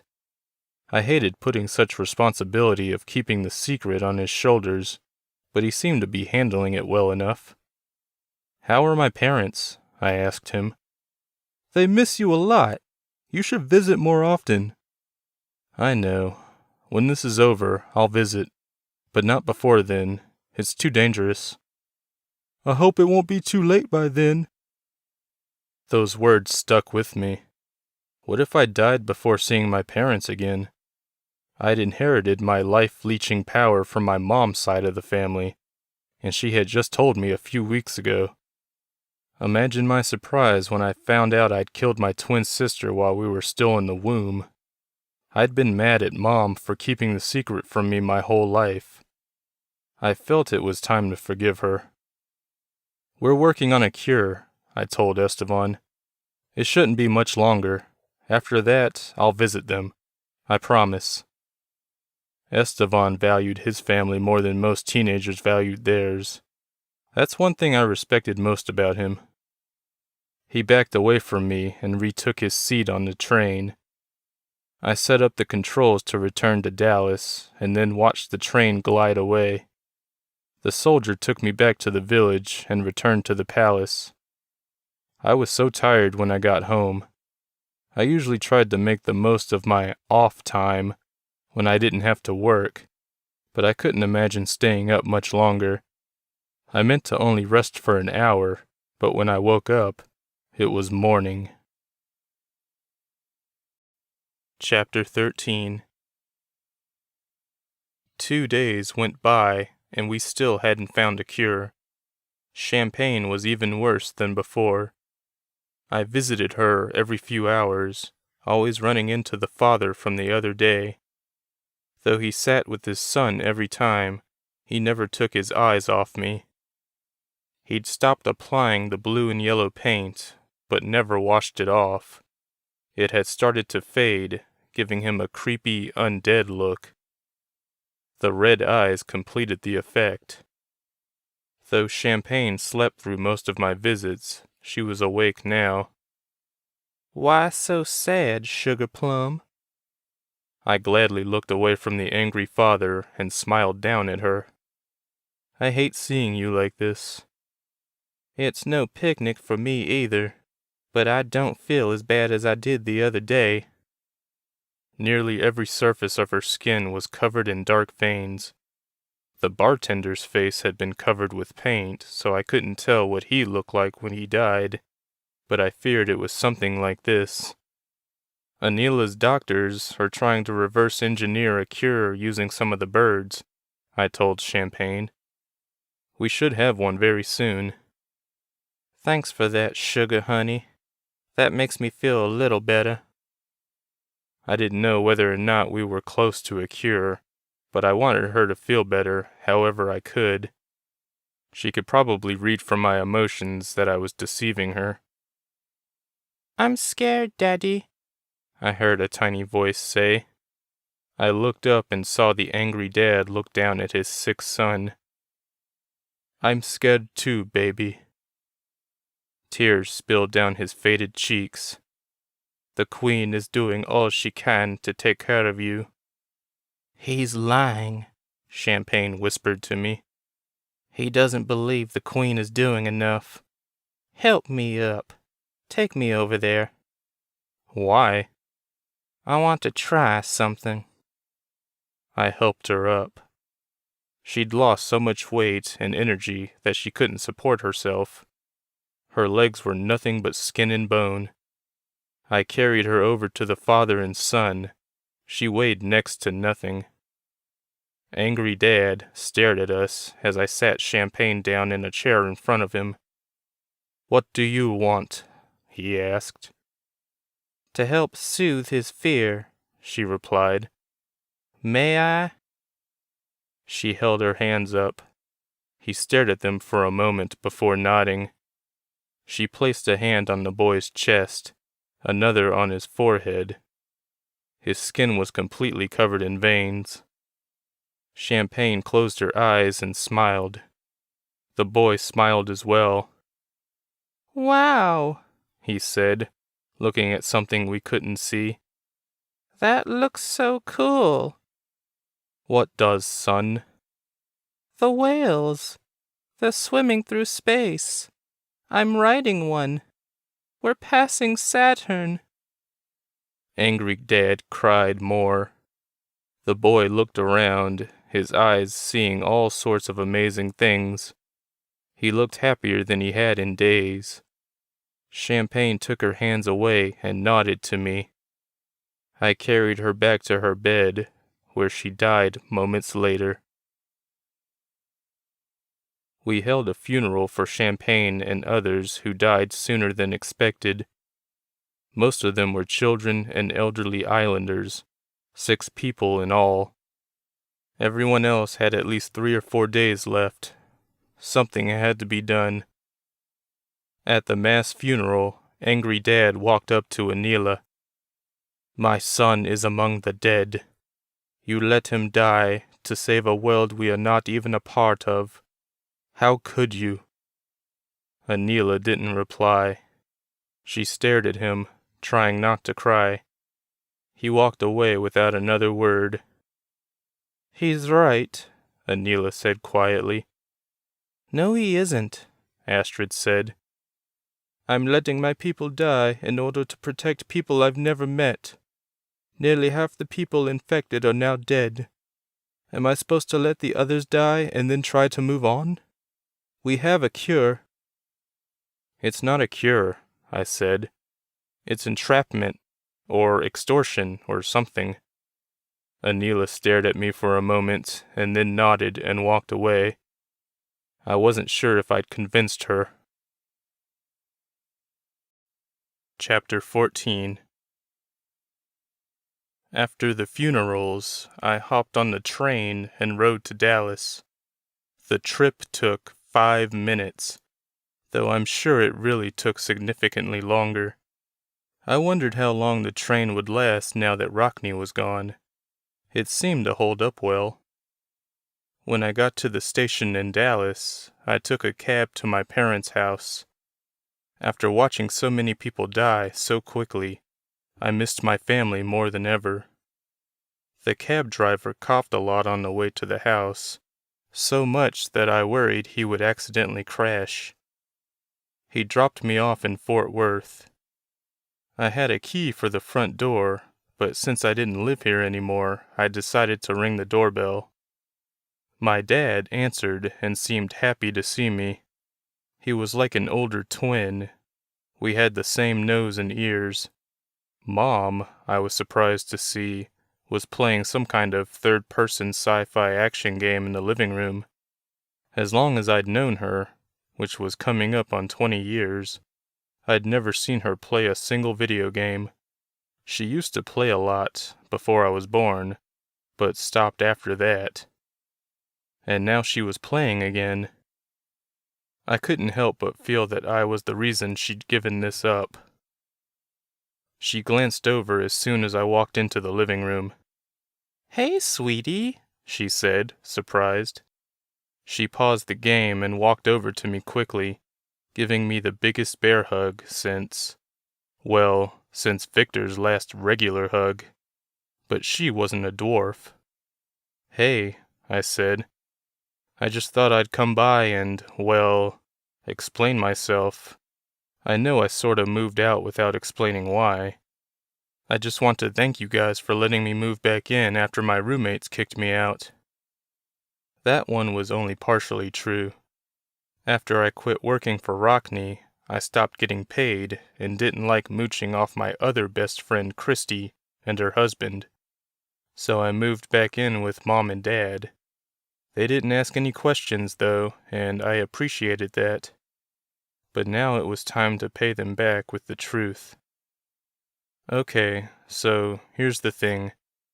I got a job on a magical island that has giants, wizards, and a dwarf living on it. My boss turned out to be an evil wizard who wanted to take over the world using the weather. I defeated him, and now I live on the island full-time. I took a breath and waited for my words to sink in. I didn't doubt they would believe it. My mom had Gelfin on her side of the family, after all, so she was no stranger to magic. I wasn't sure how my dad would take it, though. I didn't even know if he knew about Mom and me. Dad said. "Well, that's news." "Are you happy there?" Mom suddenly asked. "Very." I decided not to elaborate on the plague that was ravaging the island at the moment. It would be a huge contradiction. "Is that why your stuff has been slowly disappearing from your room?" Dad asked. I nodded. "Where is this island?" 5 minutes outside of Dallas, I said with a grin, though I doubted he would get the joke. "You feel more at home there than you do here, don't you?" Mom asked. I rolled my eyes.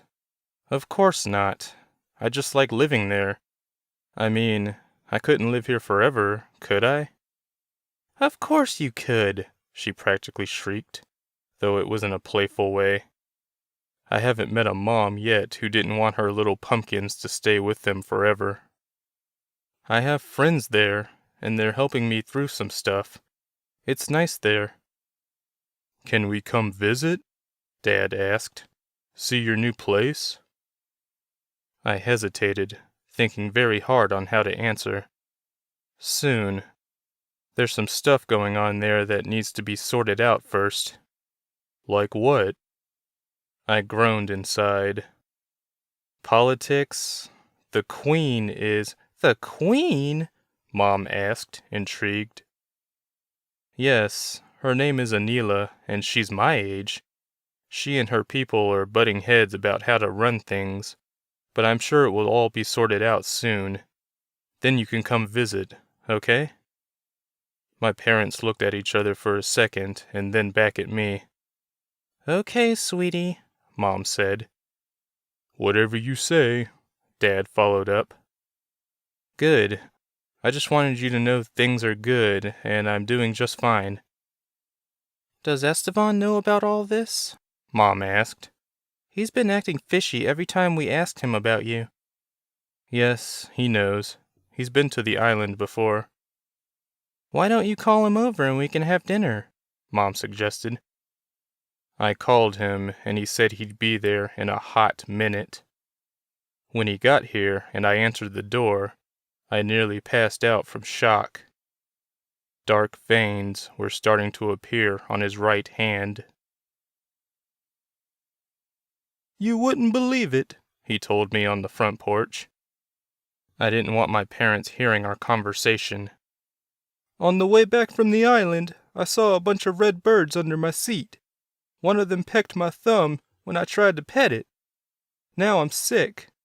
I didn't feel bad until today. I pinched the bridge of my nose and sighed. I told him about the birds carrying the plague, since I'd left that out earlier. Oh, he replied. That sucks. What happened to the birds after you got to Dallas? They flew out of the train. How many were there? 5 or 6, I think. Dad and I saw on the news right before I came here that a lot of people in Dallas are sick. I started breathing heavily, feeling dizzy. I had only days to find a cure before my best friend died. I honestly didn't know what to do. Go with me to the island, I said. I have a plan, but I need you to be with me on the island, okay? Okay, bud, Esteban said. I knew he could sense the worry and possible lie in my voice, but didn't mention it. Chapter 15. Esteban rode back with me to Dargo Island. I tried not to stare at him during the trip over the ocean, but I couldn't help it. He looked terrible, but he seemed like his old self. I started. So, how's Rebecca? He looked at me sideways. You really want to know about that? I thought you hated when I talked about her. I gritted my teeth and took a silent breath. Tell me everything. The Bethel I'd ridden to the station was waiting for me when we got there. Esteban was wary, considering he'd never ridden a Bethel before. I rode to Shay and asked her to keep an eye on him, which she gladly agreed to do. Astrid was up there, visiting Nauki, so I rode to the palace to check on the status of the cure. I was still running on the adrenaline from the shock of finding my friend, and possibly all of Dallas, sick with the plague. The news at the palace wasn't good. Anila's doctors were no closer to finding a cure than they were days ago. I told her that I brought Esteban to the island, and she was okay with it. Though, the news that my friend was also sick only made her feel more guilty. What's on your mind? She asked me. I must have looked troubled, though I tried to hide it. We walked through the grand corridors of the palace, occasionally passing soldiers. The rest of the island was asleep. I was thinking about what Dargonius said when we first met him. He mentioned the crystal in the chamber where the birds were trapped. How could he have possibly known about that? Someone told him? She guessed. How? The island was hidden. Plus, the island reappeared when the crystal was taken out of that chamber. It doesn't add up. And what about the body? She asked me. We still haven't figured out who died in the chamber. Where is the body? Anila took me to a palace version of a morgue. The dead Dargonians had been prepared for burial here. The mystery skeleton was on a table in the middle of the room. Someone was standing next to it, his back to us. "The island has taken so much away from me," Angry Dad said. I recognized his voice. "What are you doing here, Andor?" Anila asked. He turned to us. "I know who this is." He indicated the skeleton. "He was my great-grandfather." "How do you know that?" I asked. He indicated the back of the skull and then pointed to his own. "A genetic family trait. Our skulls curve inward." "Why was he in that chamber?" Anila asked.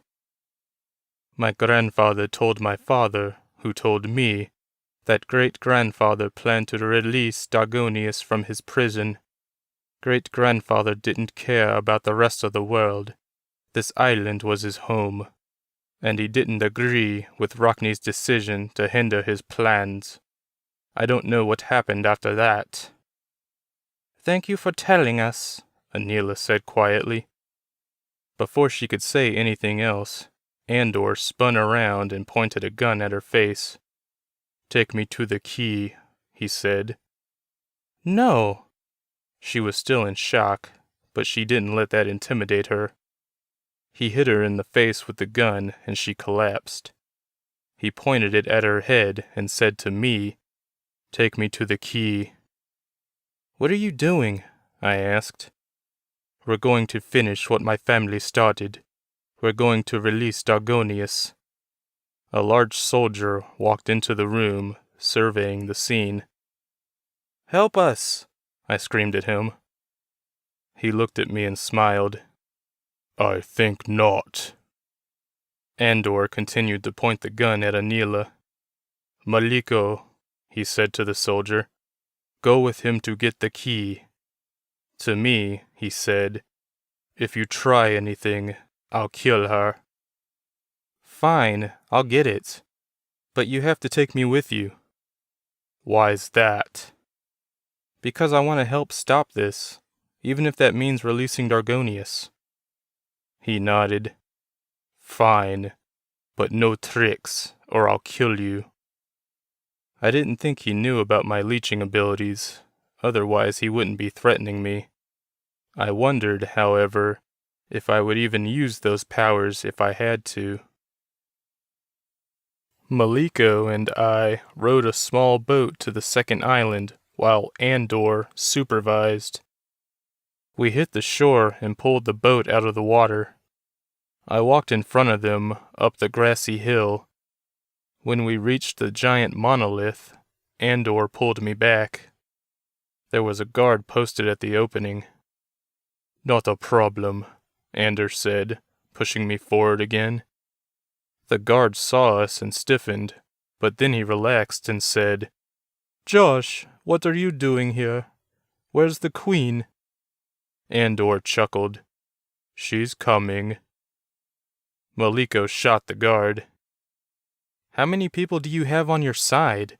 I asked Andor, looking at his murderous friend. I couldn't believe what was happening.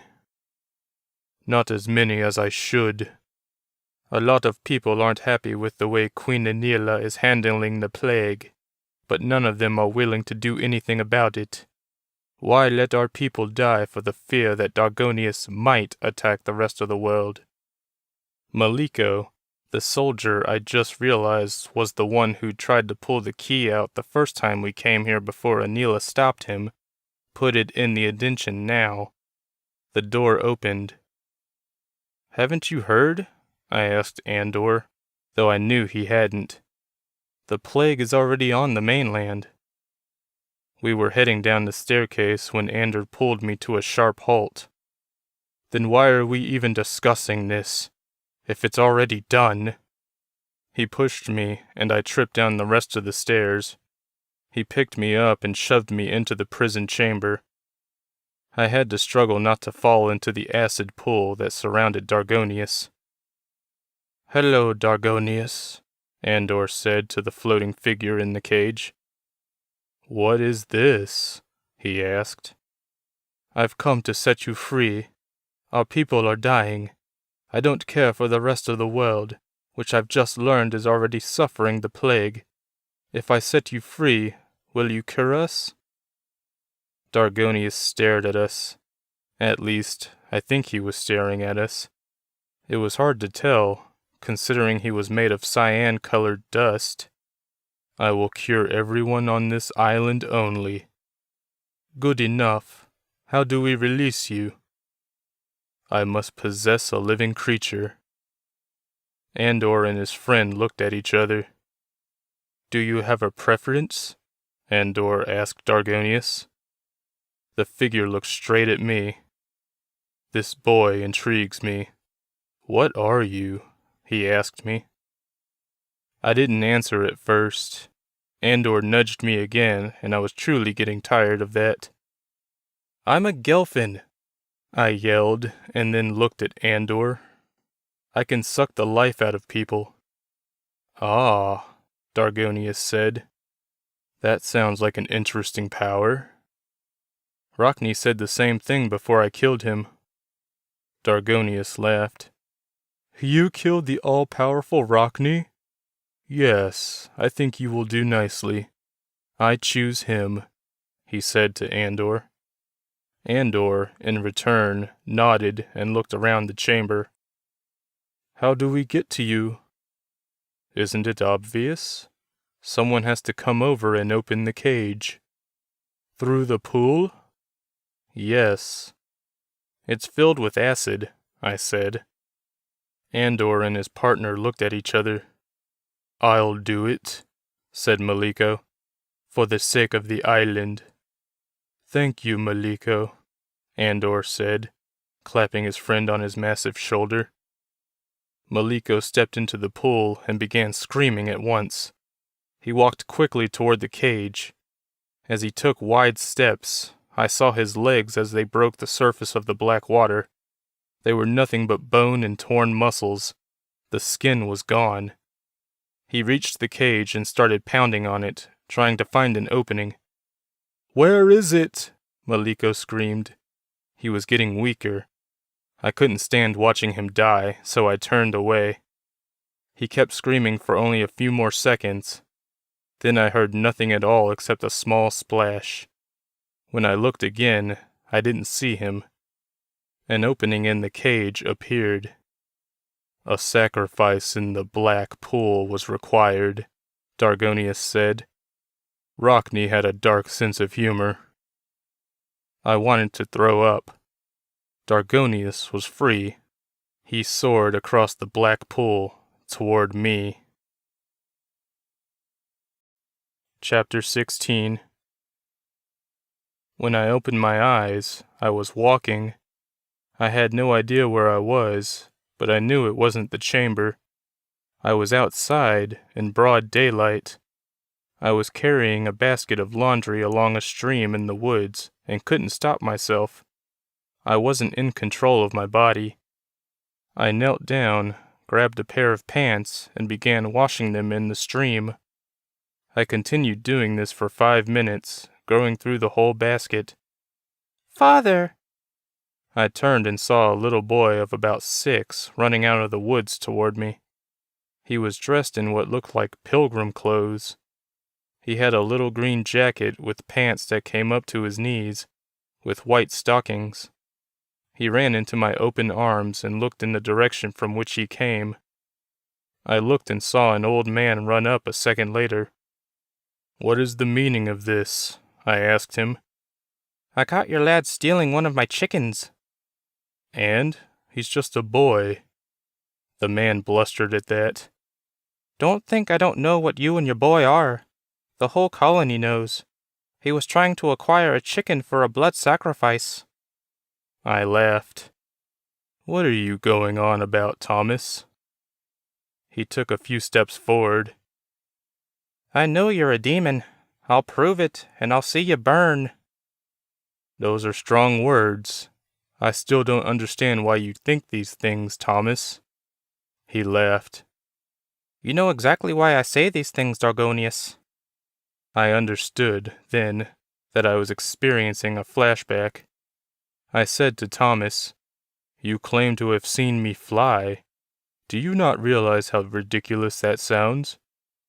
Prudence saw you as well. Prudence is an old woman. She doesn't know what she saw. My heart, or Dargonius's, sped up. I looked down at the boy. Henry, does Thomas not say the silliest things? He looked up at me with bright eyes. Yes, father. I looked up at Thomas, who backed away, pointing at me. Your time will come, Dargonius. Yours and your son's. None of that, Thomas, I said. The tone in my voice wasn't lost on the other man. He ran away. Suddenly, I was flashing forward to another time. It was night, and I was in bed. My room was on fire. I jumped out of bed and ran to a hall, where I saw the entire house was completely covered in flames. I tried to run to a door that was blocked by fire. Henry! Father! I heard his tiny, scared voice from the room I couldn't get to. I raised my hands, and the fire parted. I ran through it and into the room. Henry was in a corner, cowering in fear. I picked him up and ran back through the gap. Outside the house, I saw over a dozen angry people screaming at me. Die, demon! An old woman screamed before throwing a rock at us. I turned so it hit me instead of Henry. It struck my back, and I cried out in pain. More rocks came. I turned back to the crowd and roared, and an invisible force shot everyone away. Everyone flew at least 20 feet off the ground and landed hard. I ran away, toward the woods, with Henry in my arms. I didn't know where I was going until I got there. A river. I stepped into the freezing water, trying to cross to the other side. Swim, Henry! The little boy tried to swim as the water reached up to my neck. I could barely feel the bottom with my feet. I held on to Henry with one hand, but he was slipping from my grip. Henry! I lost hold of him, and he was carried away in the current. Henry!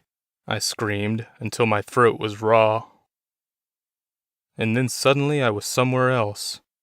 I was floating on my back in a vast ocean, looking up at the sky. That was just a taste of the injustice I suffered at the hands of men, a voice in my head said. I'm sorry for your loss, I told Dargonius out loud. Those were different times then. Everyone who hurt you is dead. It may be a different time, but society will never truly change. You're no better than them, in my opinion, I said. In fact, you're worse. You're planning to kill people who have never done anything to you. You're using your power for evil. You're becoming the monster those colonists accuse you of being. Perhaps, but it doesn't matter now. My son died that night, and so did the old Dargonius. When I found Henry, he was cold and pale, looking at me with lifeless eyes. I held him for days, unable to move or speak or think. When I regained my senses, I buried him and wandered into a village, sick with fever.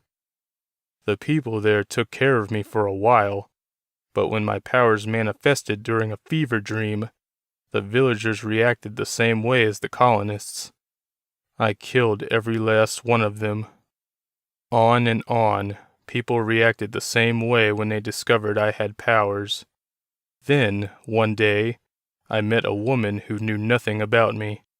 We got married, had children, 2 girls and a boy. When they started manifesting abilities of their own, my wife panicked. She tried to kill them, so I killed her. What happened to your children? I tried to keep them safe, told them not to use their powers, but people found out anyway and killed them. It was then that I realized I could not live a normal life in a society that feared magic. The world doesn't fear it the way it used to, I said. We even make movies and write books about magic. No one would try to hurt you. Rockney told me the same thing. I don't want to hurt society for what it might do now. I want to hurt it for what it's already taken from me. Part 2. Astrid. Chapter 17. Is this right? I asked Nauki, Dad, as I swirled the dark gray clouds in front of me. Yes, that's a great start. Swirling the clouds was like swirling paint on a canvas. It was cool, but also a little messy.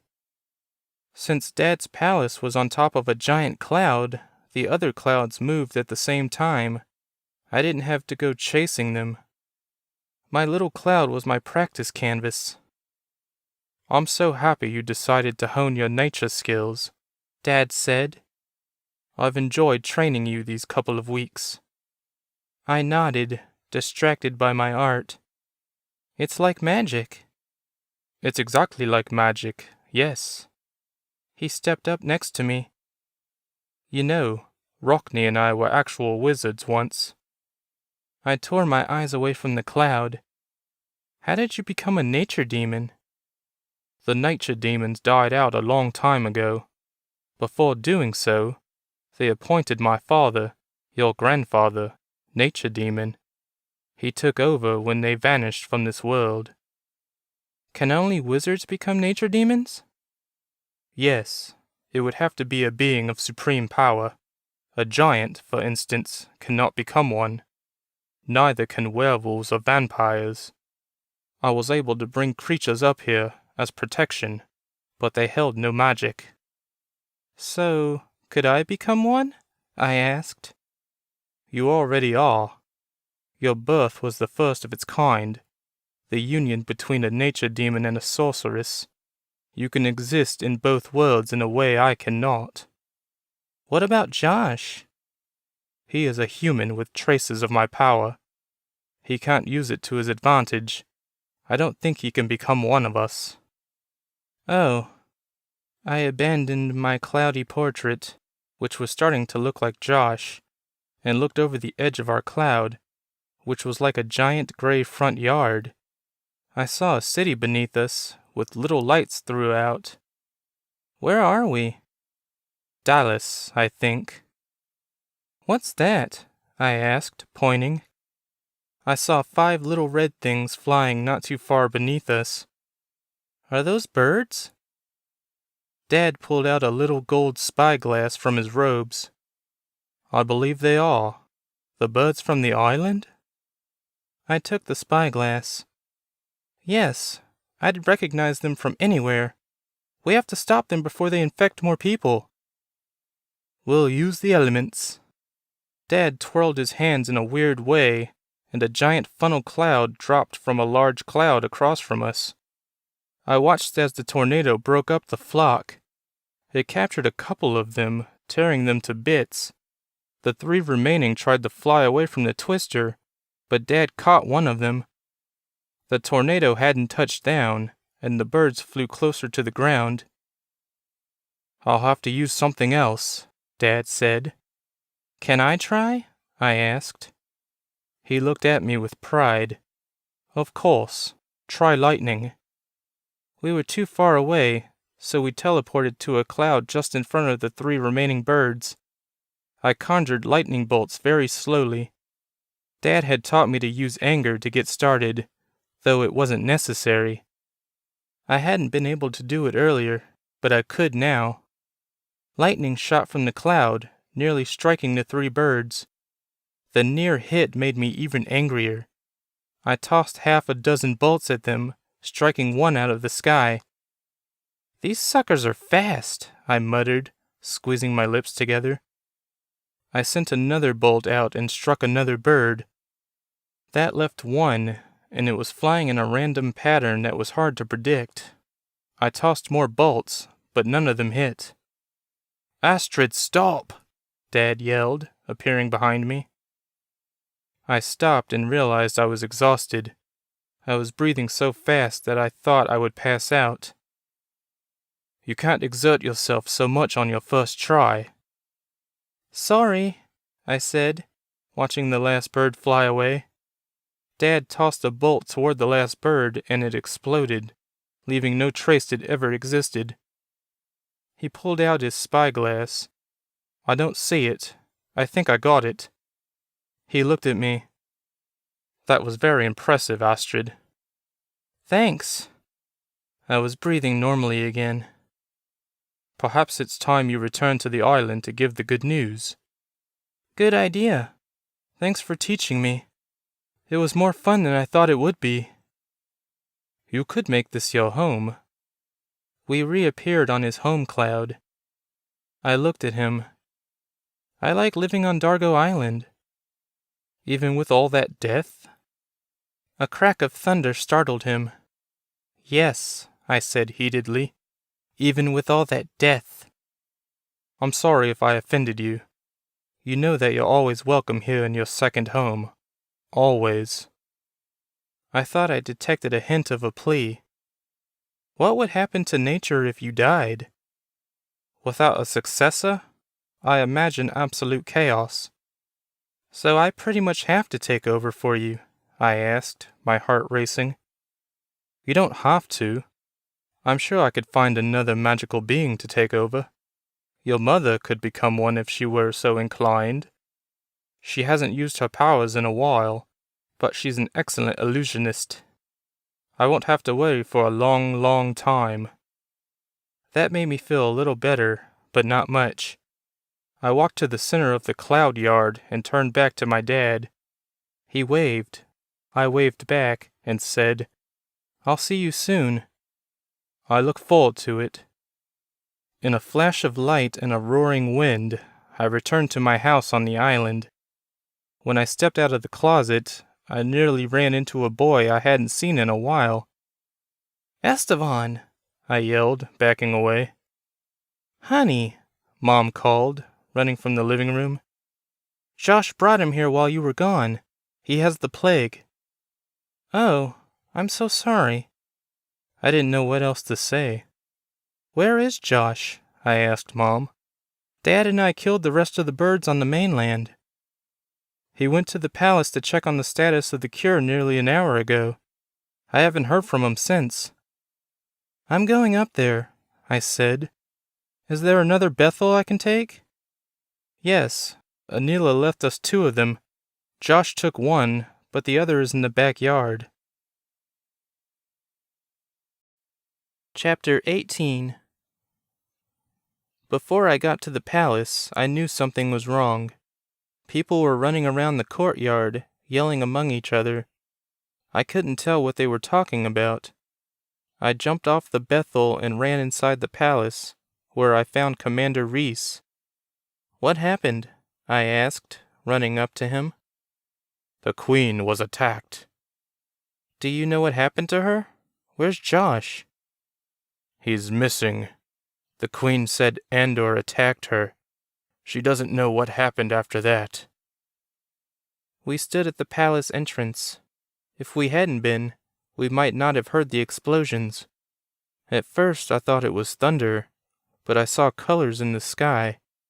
I'd never seen anything like it before. Reds, blues, and greens rained down over the second island. What is that? I asked, backing away. Fireworks, Anila said, joining us. She had a big bruise on her left cheek.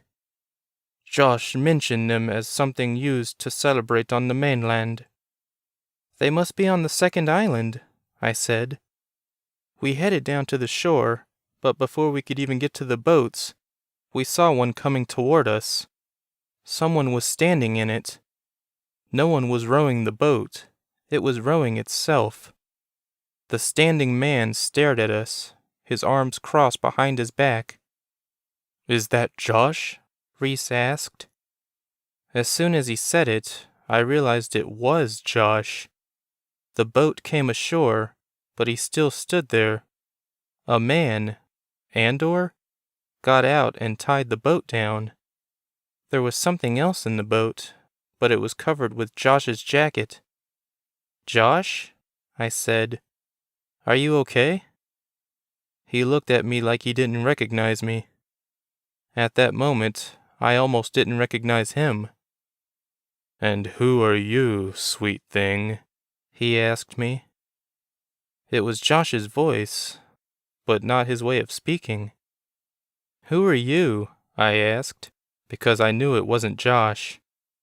He turned to Anila. "Why don't you do the honors of telling them?" She looked at us, and she looked more afraid than I'd ever seen her before. "It's Dargonius. He took over Josh's body." How is that possible?" Reese asked. I was speechless. Josh stepped out of the boat just as more fireworks exploded over our heads, scaring everyone around us. "Don't be frightened, citizens of Dargo Island," Josh said. "Now that I've returned, all will be well. I will cure you of this plague. You are all my people, and I shall take care of you." He walked up to me, and I backed away.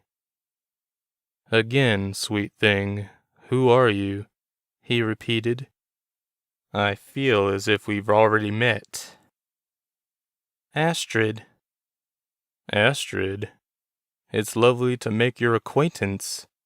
Now that I'm free, perhaps we can get to know each other better." He reached out to touch my cheek, but I slapped his hand away. Even Josh wouldn't do something like that. At least, not after our experiment earlier. So I sure as hell wasn't going to let Dargonius get away with it. He looked shocked. "I apologize. I assumed you and Joshua were—" "We aren't," I said. He walked away from me without another word, like he forgot I existed. He stepped up to Commander Reese. "Now that I've returned, you serve me." "I serve Queen Anila." "Anila is no longer queen. If you have a problem with that, I'm sure we can work something out." Everyone heard the threat in that last statement. "Do what he says, Reese," Anila said. "No one has to get hurt. We can work together peacefully." Reese swallowed hard, staring at Dargonius. I couldn't think of him as Josh anymore. "Yes, my lord," he said to the man in front of him. "Call me Dargo." He turned to us, a big smile on his face. "Wonderful. I shall get to work healing those afflicted with the plague." He made his way up to the palace.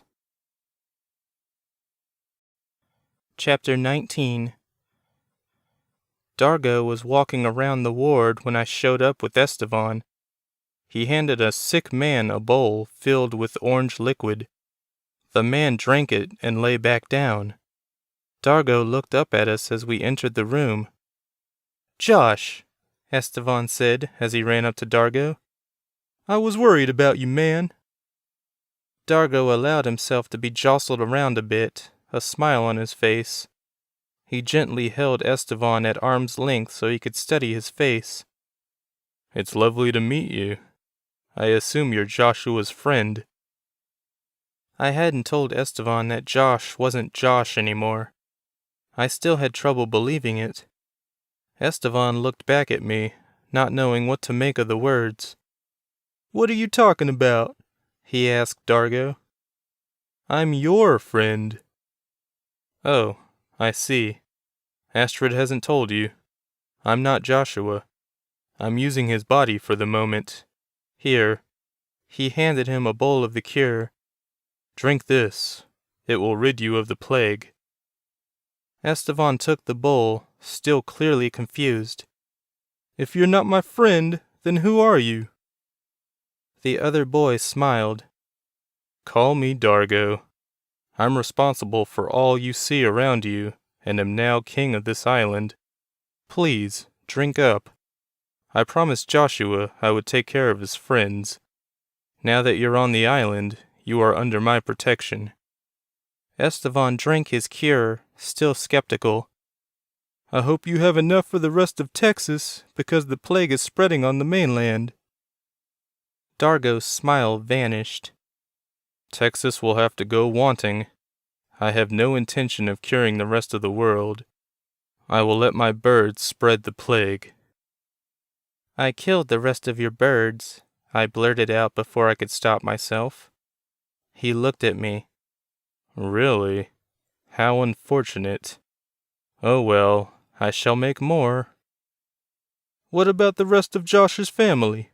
Estevan asked. His parents? No more.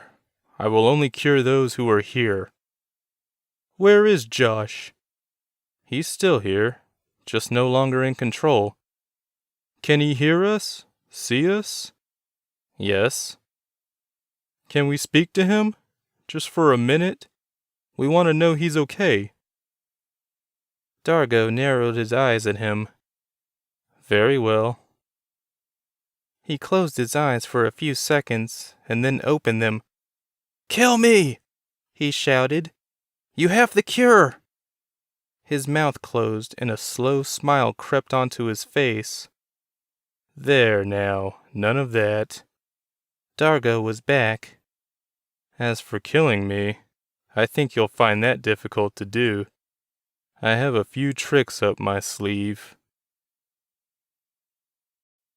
Chapter 20. Things changed very quickly on the island.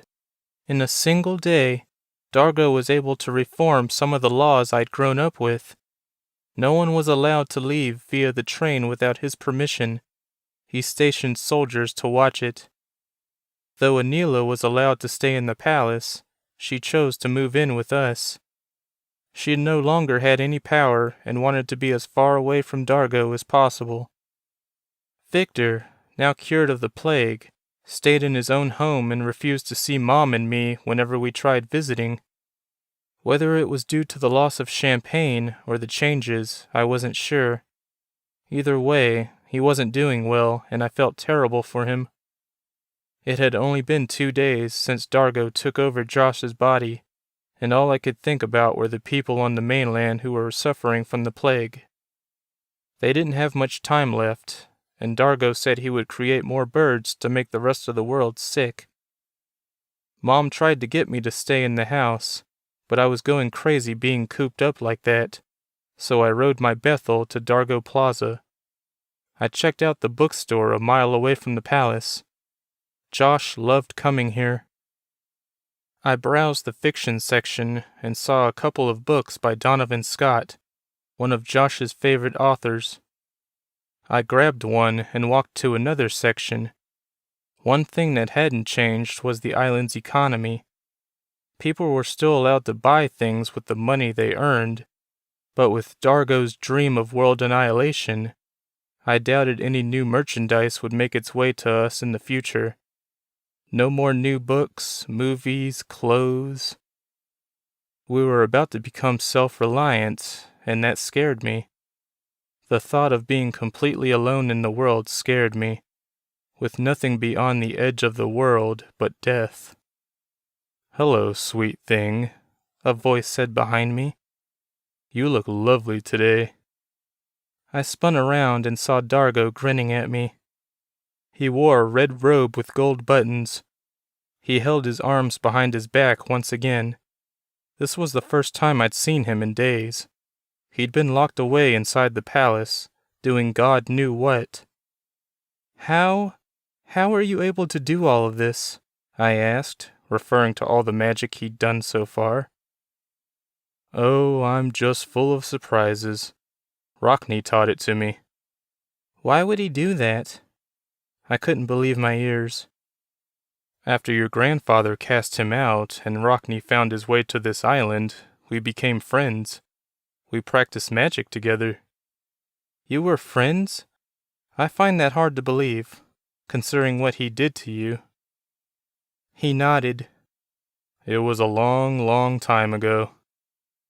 "What do you want?" I asked. He looked at my book. "Donovan Scott. Is he any good?" "I've never read him. Why don't you ask Josh? He loves him." "I might just do that." He took a step closer. "What, exactly, is the nature of your relationship with Joshua?" I would have thought you two would be betrothed by now. I laughed uneasily. Why would you think that? He and I were just friends. Why is that? Do you not find this, he indicated his face, attractive? He's cute, but I've never thought of him in that way, and he only likes me as a friend. I studied his short brown hair, his green eyes, and dreaded the fact it wasn't really Josh. Well, is there anyone you do think of in that way? Why are you asking? Because I find you very attractive, Astrid. Well, that's unfortunate. I tried to swallow the lump in my throat. I wasn't sure if Dargo wanted me to be flattered, but he only managed to make me angry. As long as you're possessing Josh, I'll never be interested. Oh, so you would be interested in Joshua if I weren't around? I knew that was what it sounded like as soon as I said it. I'm saying I wish you weren't around. If I weren't around, the plague would still be running rampant, and your fellow islanders would be dead. I can't believe you. You're the one who made the plague. I walked away from him as fast as I could. That feeling of hopelessness grew stronger. Dargo grabbed my hand and spun me toward him. I'm sorry if I've upset you. I was imprisoned for over 100 years. That much isolation can make you cranky. You didn't have any visitors? Only one, Andor's great-grandfather. I only saw him once. How did he find the island if Rockney hid it? Dargo looked at me from the corner of his eye. Do you really care, for my sake, or are you trying to get information that will benefit you? I didn't care about Dargo, and had been trying to get helpful info out of him. But he seemed to figure me out. I really care. You're good, sweet thing, but I'm better. He walked past me, but I stopped him when I said, You don't talk like someone who was imprisoned for 100 years. He looked at me over his shoulder. I'm off to the school to see what the children have been taught about me. Until next time, sweet thing. Chapter 21. Dargo Island had only one school, and it was located inside the palace. I went to the palace, knowing Dargo was there. If he wasn't going to cure the mainland of his disease, I would. He may have locked down the train, but I didn't need it to get away from the island. I was horrified to find 2 soldiers hanging by their necks outside the palace gates. I walked through, seeing all Anila's former soldiers. They still wore the same uniforms, but now their face paint was red instead of blue and yellow. I remembered that the original colors represented peace and honor. The first islanders had no language, though they possessed the ability to speak. In order to represent their overall mood, they used the juices of plants and fruits. The default blue and yellow together meant peaceful. Yellow meant ready for war. Blue meant sad. And, well, red just meant defiant. The soldiers were showing their distaste for Dargo's forced leadership. I remembered the guards hanging outside the gate had their faces painted red. I looked inside each classroom I passed, trying to locate Dargo. I found him in a history class and walked away as quickly as possible. I heard him say to a student, "That, my dear, is entirely not true." I had no idea where the cure was, or if there was any more left, but I wasn't going to leave until I at least tried to find it. I searched the now empty sick ward that had, just 2 days ago, been filled with dying people. Champagne died in this chamber. It still smelled of death and decay, but at least it was empty. I saw the bowls Dargo had filled with the cure, but they were empty now. Next I went to the kitchens, but found only cooks. I smelled baked bread and seasoned meat. "Can I help you, dear?" A plump elderly woman asked. She had blue and yellow paint on her face. I didn't know if I could trust her with my quest. I had never met her before, and I doubted she knew who I actually was. I decided to be careful, since I didn't know where her loyalties lay. "No, thank you." "Well, I'm Verna, the head cook, and I don't like strangers wandering my kitchens. Out with you." I left the kitchen and headed upstairs, toward Anila's bedchamber. She told me Dargo had taken her room. I couldn't imagine a better place to store something secret than your own bedroom. I'd done it for years. There was a soldier standing outside the large doors. He had blue and yellow paint as well, and I recognized him as Commander Reese. I walked up to him. "I see you're not wearing the red paint like the others." He stared at me for a moment before replying. "King Dargo killed 2 of my men the other day. When they showed up with the paint, Dargo challenged them to a duel. He said if they defeated him, Anila could retake the throne. He killed them." I grew nauseated. "Is Anila all right? I haven't seen her in a while." I smiled. "She's fine. She's staying with us at the house. She misses you too." Reese nodded. "My comrades talked about rebelling last night, but I talked them out of it. I can't watch any more of my own men die. The king scares me more than anything I've ever faced." "He scares me too. That's why I'm here." I got closer. "Do you know where he keeps the ingredients for his cure?" He instantly started sweating. "I do, though he doesn't know I know." "Where are they? Is there more of the cure around?" He wiped his mouth. "Yes, ma'am." "Where? Please tell me." He said nothing. "Do you know what's happening on the mainland? The plague is killing people, just like it was here. I can help them, but I need to get a hold of the cure." "How can you get to the mainland? The train is shut down." "I have my ways. Please tell me where the cure is." He jerked his head backwards so slightly that I barely noticed. He then looked down the hall. "What was that?" "I didn't hear anything." "Well, I should check it out." He ran down the hall, away from Dargo's room. It took me longer than I cared to admit to understand what was happening. "Thank you, Reese," I whispered, before opening the door and stepping inside. The room was brightly lit due to the open balcony door. I could see the second island below. Next to the door was a bird cage. Inside the cage was a large red bird. Dargo had made another one. It stared at me with milky eyes, its large, sharp beak shining like a knife's edge.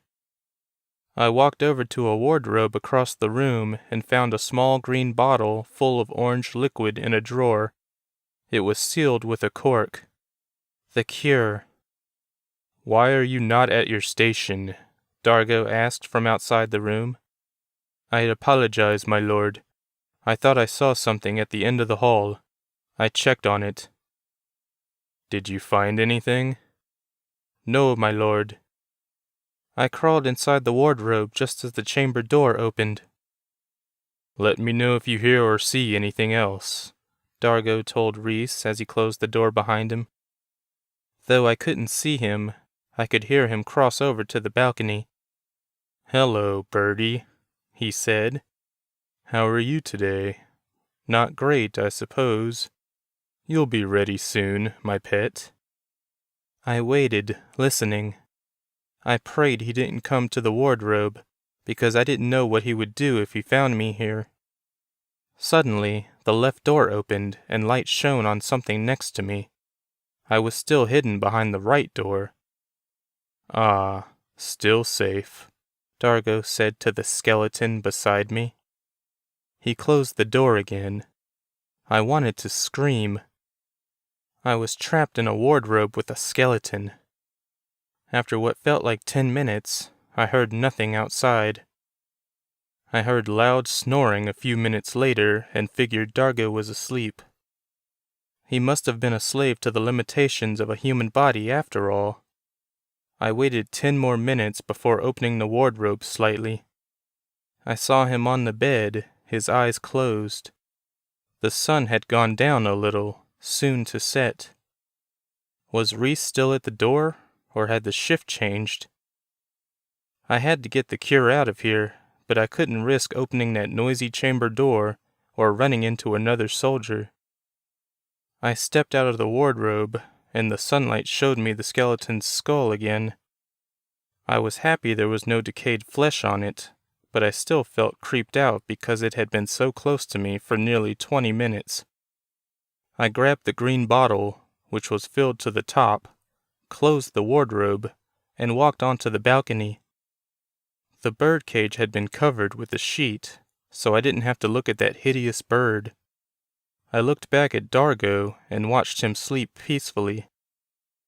It hurt so bad seeing someone who used to be my friend and knowing it wasn't him. I was many stories up and couldn't even imagine jumping from here, but I had a better idea. It was something Dad taught me, my first lesson, in fact. I called on the wind, and it came. I jumped, and it caught me, carrying me away from the palace. I landed just outside the courtyard. Most of the islanders had gone home, so no one saw me fly or land, luckily. I hopped on my Bethel, placing the bottle in a saddlebag, and slowly trotted home so I could put my plan into action. Chapter 22. As soon as I got home, I went to the closet and traveled to Dad's realm. He wasn't there, but I didn't think I needed him to do what I planned. I looked down to figure out where I was. I knew it wasn't Texas. Too much snow on the ground. Even though I'd never stepped foot in Dallas, I imagined myself there. My power did the rest. I was on a single cloud in a relatively cloudless sky. I knew I was in the right place since I'd seen it before. I created more clouds. Then I brought the rain. It fell hard. From what I was told before I destroyed the birds, the plague was confined to Dallas. I used the rain as a cloak and traveled to the ground. I took a moment to appreciate my situation.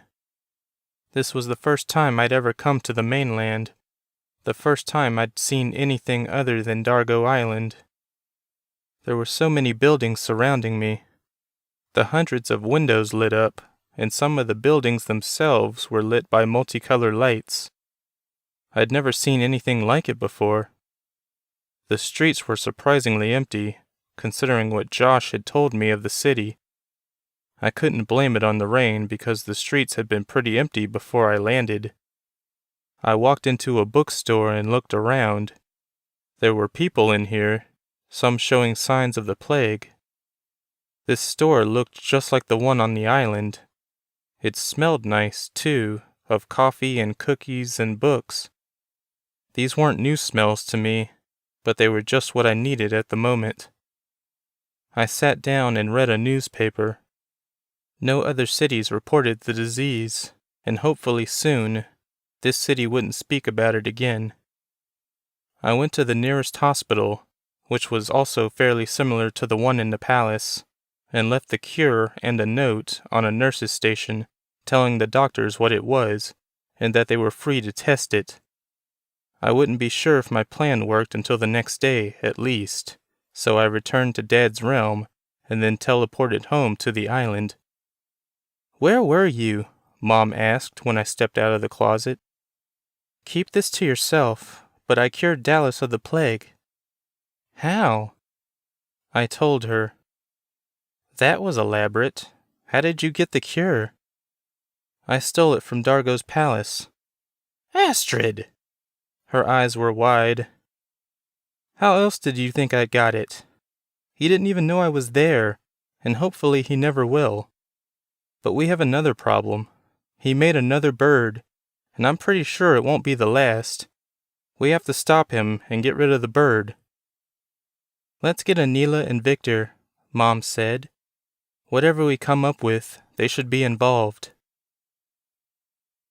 They joined us, though Victor still seemed depressed. I didn't regret bringing him in on this, and figured he just needed something to do. Esteban joined us as well, and I told them everything I'd done, including finding the skeleton in the wardrobe. Why would he still have that? Esteban asked. Sentimental value? Anila guessed.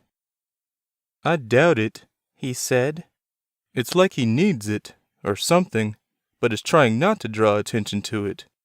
Otherwise, he would have locked it in a safe or something. Why does he need sleep? Victor asked. It was the first thing he'd said during the meeting, though he'd asked in a distracted way. He was staring out the window behind me. I guess he has to respect his host's limitations, I said. He probably still needs to eat and use the bathroom. Do you think he would be susceptible to sleeping potions? Anila asked. Maybe.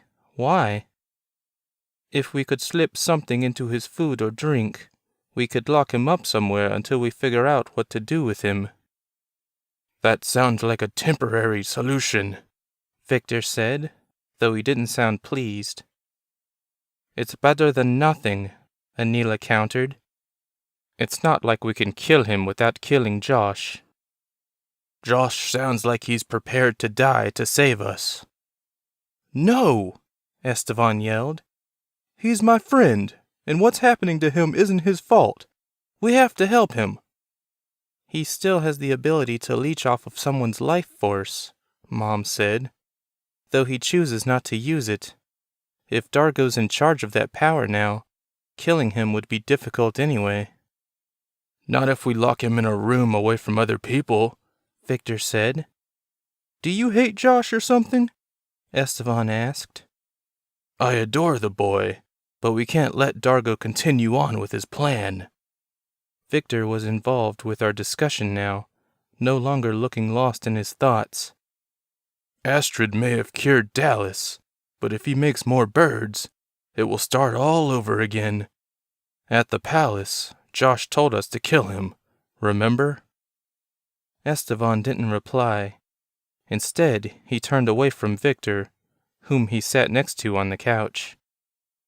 I don't know if separating him would work anyway, Mom said. I don't think proximity has much to do with his power. The day he died in a tornado, I was probably the closest person to him, but he ended up leeching off a boy 20 feet away. Just some random kid. Everyone would have to be really far away. We could cut off his head, Victor suggested. Are you freaking kidding me? Esteban said, facing him again.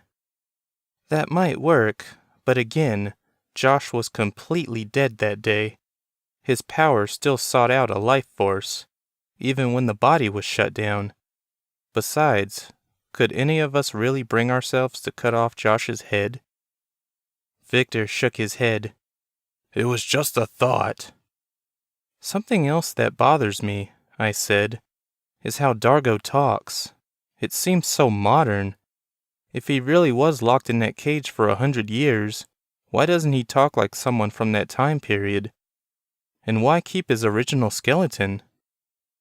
And how did he know the key was in his chamber? Anila added. Andor said his great-grandfather was the one who tried to release Dargo, but he got trapped in the chamber. A thought came to me. What if Dargo did escape? What do you mean? Everyone asked at once. What if Andor's great-grandfather did release Dargo, and then got possessed? Then, say, he returned to his chamber to get the birds, but then the rocks fell outside the door. Dargo is a powerful wizard, Mom said. Why not just push the rocks away with his power? Maybe he's not as powerful in someone else's body, Esteban guessed, and I thought it sounded plausible. The great-grandfather dude died in the chamber, and Dargo returned to his original body. The skeleton? Anila finished. That's why he keeps the skeleton in a place that's not locked up. Maybe he automatically gets drawn back to it, despite his wishes. Now that the skeleton is out of a prison cell, he can just leave it again if he gets drawn back. Think of it as a temporary headquarters. What would happen if that HQ was destroyed? Anila asked. Good question, Victor said, twirling his red beard. Wait a minute, Mom said. Why did the second island appear when Josh took the crystal from the chamber? I still don't get that. Well, Rockney is the one who cloaked the island, I said. Maybe Dargo couldn't banish that spell, so he cast one on the key before his host died. So that when someone found it, his spell could override Rockney's. That is so convoluted, Esteban said, rubbing his forehead. But it does make a crazy kind of sense, Anila said. How do we know if Dargo has figured out how to use Josh's power? He asked. We can kill him and find out, Victor suggested. Esteban looked at him. Are you volunteering to sacrifice yourself? Victor laughed for the first time in days. Perhaps. The first thing we should attempt is to destroy the skeleton, Anila said. That would limit Dargo's options if anything happened to his host. We also have to destroy the bird, I said. And we should think of a way to get rid of Dargo without killing Josh. And if we can't? Victor asked.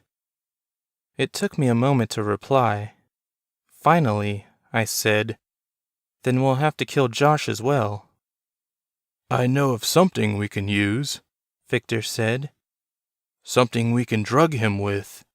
It will kill him slowly and in a way that may drive Dargo out of the body. But it's in a dangerous part of the island. I perked up. A quest? He smiled as well. Yes, my dear. A quest. Chapter 23. Victor and I set out on Bethel's an hour later to the other side of the island, near where Josh and I first saw the birds. Victor hadn't told me much about what we were going to do, but he'd brought an axe with him. All I had was a backpack. Once we got closer to our destination, we slowed down to a walk. Now are you going to tell me what we're doing? I asked, looking up at the rising moon. Be happy you're young, he replied. What we're doing is not for the geriatric. We're stealing venom from the Hexal Beast. Hexal Beast? I thought that was just a myth. I assure you, it's quite real. We Dargonians have seen it many times without realizing it. What does it look like? I suppose I should spoil the surprise. It looks like a giant flower. I smirked. I'd think I would know if I saw a giant flower, Victor. Many people would. Oh, you'd think. The Hexal Beast is a master at hiding in plain sight, however. How are we supposed to find it at night, then? I saw one once, decades ago. They sleep at night. Their venom is potent. I looked around to make sure no one was following us. What will it do to Dargo? If we manage to slip it into his food or drink, it will slow his heart within minutes. We can only hope he hasn't mastered Josh's leeching ability, and that he will be forced to flee the body. But his go-to location won't be waiting for him, I finished. Exactly. By the fact he kept his skeleton rather than destroyed it, I'm hoping that means if it is gone, and he is forced to leave his host, he will simply perish. So, I said, we get the venom, destroy the skeleton, and then poison Josh. I must have sounded worried, because Victor looked at me in the darkness. We can save Josh once Dargo is gone. Within the Hexel Beast also exists the antidote. I'll gather both secretions and be ready to administer aid. If everything goes to plan, Josh should be just fine. It's been so long since we last went on a quest, I said, feeling a lot better. Indeed. What did we do on the last one? He remembered, but enjoyed making me tell him. We chased Floxen on the beach. And I fell into a pile of Bethel poop. Bethels sure do eat a lot, don't they? He chuckled. Mom had taught me about the animals on the mainland, so I knew how they compared to the ones on Dargo Island. Victor and I had tried to catch one of the blue Floxen because their fur was said to regrow hair on bald people. I still didn't know if that was true. We're coming up on Hexel territory, Victor said, stopping his Bethel and jumping off. I did the same. He grabbed his axe from his back and crept up a small hill to our right. When we got to the top, all I saw was a large, steep crater. It was filled with a few trees and lots of dark grass. Is it in here? I asked quietly. I'm sure of it. He stepped into the crater carefully, holding onto a vine with his free hand. I followed, wondering if we'd have enough time to climb out if things went wrong. We walked to the center of the crater, toward a small pink and yellow flower petal poking out of the ground. Is that the Hexel Beast? I asked sarcastically. Yes. He was not being sarcastic. I gawked at the flower. It stuck out at least 4 inches. Victor looked from side to side of the flower, and then he knelt down and asked for the venom jar. I took one out of the backpack and handed it to him. The jar was labeled Venom. He squeezed the flower's stamen, and some goo oozed out of it. The jar was filled a quarter of the way before he put the lid back on and handed it to me. He stood and searched again for something, moving to the right of the flower. I followed him and saw another flower, this one blue and black. The other jar, he said, holding his hand out. I gave it to him. He repeated the process and sealed the jar. Now, let's get out of here before... Of course, he was interrupted. The ground shook, and a large thing emerged between us. I was separated from Victor, but I heard him scream at me, "Run!" I was on the side we had come from. I backed away from what looked like a giant root and headed toward the vines. I put the antidote jar in the backpack and ran. The root turned toward me, and I saw its head. The Hexel Beast had the head of a giant flower petal, much like the ones we'd just milked. This petal was orange and red and had been under the dirt, inside the crater wall. The beast had lifted up far enough for Victor to run under. He swiped at it with his axe, getting its attention. "Here I am, you ugly monster!"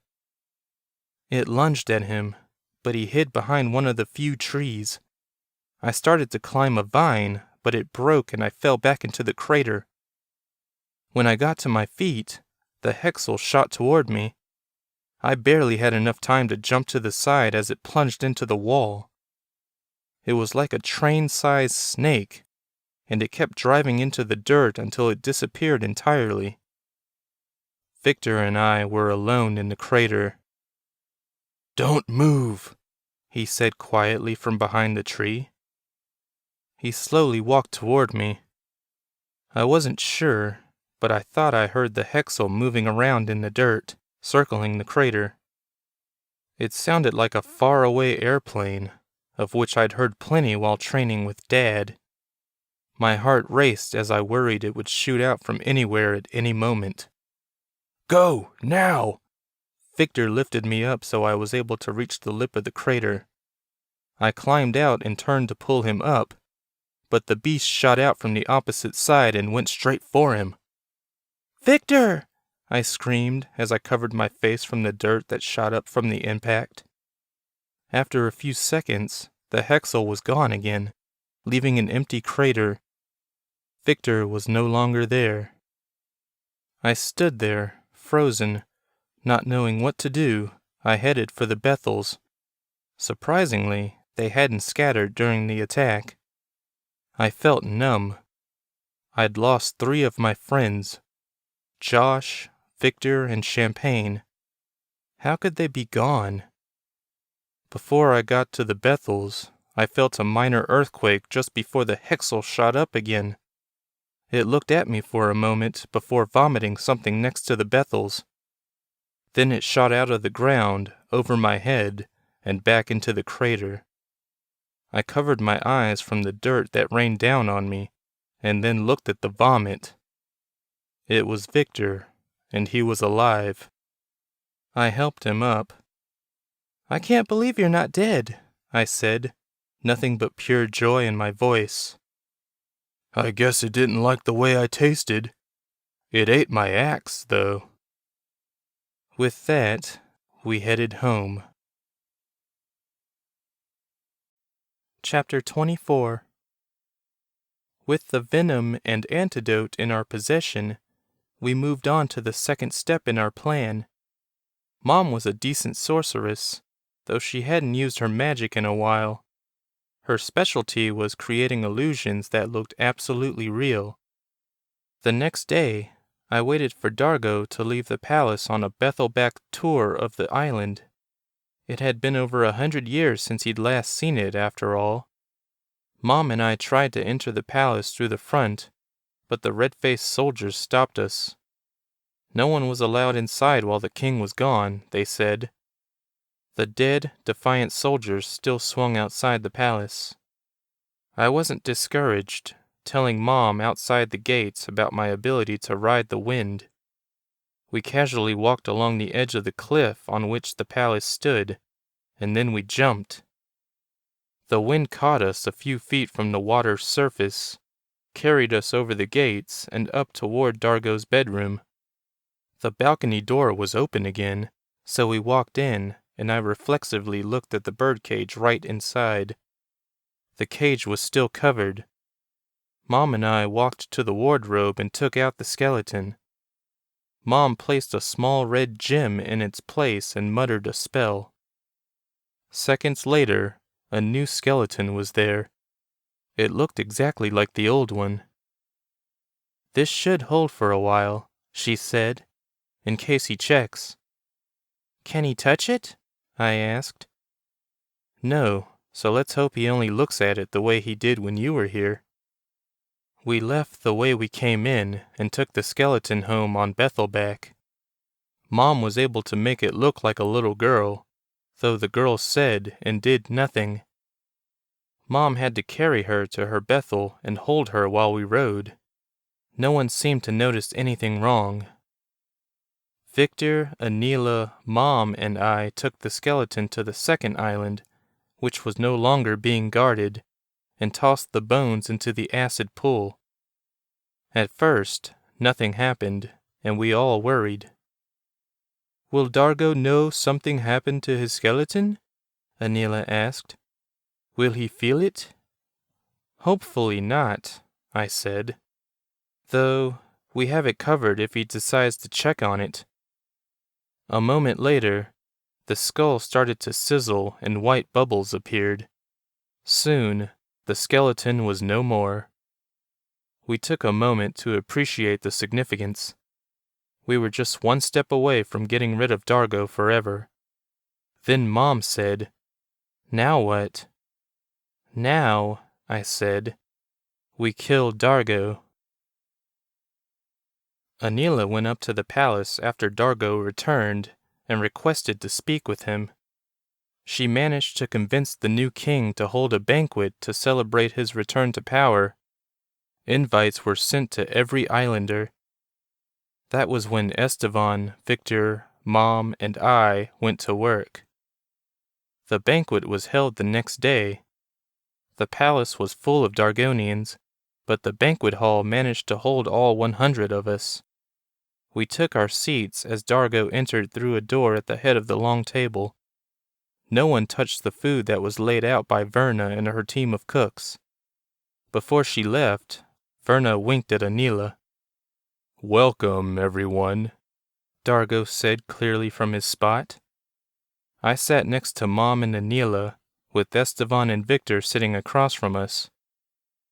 "I am deeply honored to have you all here to celebrate a new era for Dargo Island. While I was gone, Rockne managed to integrate the island with the mainland, tainting our world with the evils of the other. No more. We don't need them. You all think I am evil, but I am not. I heard my tainted story told in the history classes, and I am saddened. I was cast out by a world that didn't understand me. They wanted to kill me and my kind. Rockne was a wizard, just like me. He was a tad misguided. I know what he tried to do. He tried to replace his brother as the nature demon." I looked at Mom, confused. How could he possibly know that? "I know," Dargo continued, as if reading my mind, "because he told me so himself. He used to visit me in my prison, long after he put me there. He kept me updated about the changing world. For every new technology the world created, I grew angrier.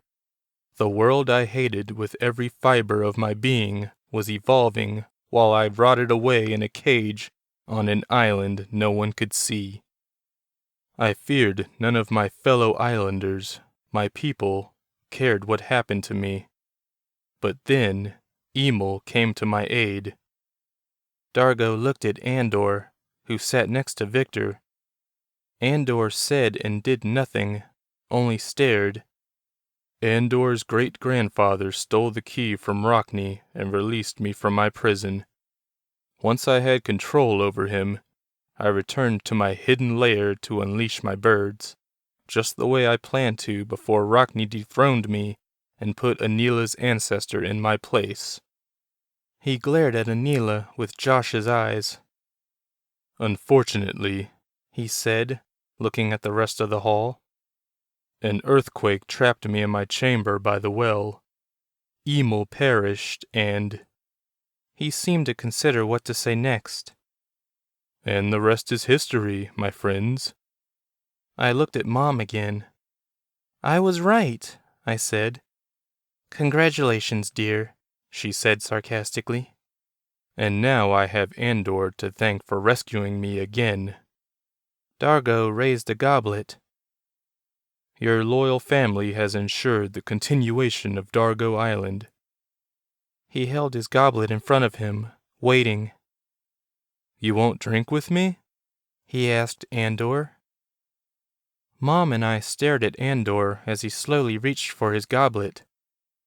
"There's my boy," Dargo called cheerfully before taking a huge gulp of his wine. Chapter 25. A few seconds after he finished drinking, Dargo realized something was wrong. He looked at his goblet, curious, and then looked at Andor, who still had his hand on his goblet but hadn't picked it up. Dargo placed his free hand on his chest and made a face. "What's happening to me?" Anila stood up. "You've been poisoned, and that poison is slowly but surely killing you." He frowned at her, and then dropped his goblet. "I will leech everyone in this room if I have to." His breathing quickened, and I could see he was sweating heavily. "I will kill you for this, Anila." He looked to the woman closest to him. "You. I will have your life." He reached for her, but instead of making contact, his hand went through her. She disappeared a second later. Dargo's eyes widened as the room quickly emptied. Nearly everyone at the table, including Andor, vanished. The only people left were Mom, Anila, Estevan, Victor, and myself. "What is this deception?" Dargo screamed. "After you sent invites," Anila said, "we made it so the islanders would not come to the palace. Andor, however, couldn't be persuaded, so we drugged him and left him in his bed. I will deal with him later. We also had Verna and the cooks leave. You are alone." I remembered trying to explain to Verna how the teleporter in the closet worked. It had taken a lot longer than necessary. That woman knew how to cook, but that appeared to be the extent of her knowledge. "As for what's happening to you," Anila continued, "I convinced Verna to slip the poison into your drink. It has no antidote," Anila added convincingly. "You will die if you don't leave Josh's body immediately." Dargo smiled with Josh's lips. "I am not alone in this hall. I have you 5. On cue, we all grabbed our own goblets. "We also have poison in our drinks," Anila said, and this time she wasn't lying. "We didn't want to chance Dargo's ability to leech. If you try to take our lives, we will drink, and you will be right back where you started." Dargo leaned against the table, looking much weaker by the second. His breathing was loud and squeaky, and he looked like he'd run from one end of the island to the other without stopping. "Are you really ready to kill your friend in order to get rid of me?" "You better believe it," Estevan said. "I'm new to the island, but I do know you tried to kill everyone I care about on the mainland. If killing Josh kills you as well, it will be worth it. Josh knows that as well as we do." "Tried to?" Dargo asked, sitting down in his chair. "Even now my plan is in motion to kill the outsiders." I smiled. "Not anymore. Not only did I kill your birds, but I also took your cure to the mainland. As we speak, everyone infected is being cured." He frowned at me. I doubted Josh could look that angry on his own. "I'm going to kill you, sweet thing. All I have to do is return to my skeleton, and then from there I can possess anyone I choose." We all looked at each other, feigning worry. Anything to convince him to leave Josh. Hopefully, he would get lost trying to locate his skeleton and would simply perish. Instead, he looked curious while sweat completely covered his face. My heart sped up the more time Josh suffered the poison. I didn't know how much time was left to give him the antidote. "Why can't I locate my body?" Dargo asked. "I just checked it before dinner." He looked at me. "What did you do with it?" So much for that plan. Mom suddenly groaned. Dargo stared at her, concentrating. It took me a second to realize he was using Josh's leeching ability to cure himself. Mom reached for her goblet but couldn't grab it, so I picked it up and brought it to her lips. Dargo released her and she started coughing. "You weren't bluffing," he said, chuckling weakly. "Oh well, I shall venture outside the palace and find someone else." He pushed his chair back with such force that it shattered against the wall behind him. "There's no one on the island," I said. "I sent them away." "Impossible. The train is guarded by my own loyal men, and they wouldn't dare defy me. I made sure of it." "I didn't say I used the train." He looked up. "Ah, you sent them to your father. Clever. You know I can't get up there without the aid of a nature demon. I didn't think you could either. Though, you forget one thing," he said in a way that scared me. "Andor is asleep in his bed, as you said earlier. I conversed with him plenty of times after I was released, so I know where he lives." "Good luck getting to him," Victor said. You'll have to go through us, Dargonius. I planned to do just that. And then he roared, sending wind so powerful it shot all of us, including the table and chairs, into the air. The large hall door splintered open, and just before I landed, I saw Dargo flying past us and out of the palace. Chapter 26. How much time does Dargo have left? I asked Victor as he helped me up. Not much. Several minutes at least. I have to catch him before he gets to Andor. I took the jar of antidote from Victor, ran outside, and called on the wind. It lifted me from the ground and carried me across the courtyard and over the gates. I cursed myself for not thinking of sending Andor up to Dad's realm along with the others. I figured Anila was doing the same thing to herself for mentioning he was still on the island. Neither of us knew Dargo could fly, or that he wouldn't be able to leave his host's body if his own skeleton was gone. As I flew, I saw Dargo's red cloak flapping in the wind. He was struggling to fly, but he was a lot closer to Andor's house than I was. I called on more wind and some lightning as well. Dargo dodged all of the strikes but one, which caused him to lose height and fall toward the road. He crashed, shooting dirt into the air. Unfortunately, he landed right outside a house I assumed to be Andor's. Before I could land, he was on his feet and running through the front door. Instead of following him, I shot through Andor's bedroom window. I landed on the floor in a pool of broken glass, which cut my arms. I ignored the pain and blood, locking the bedroom door.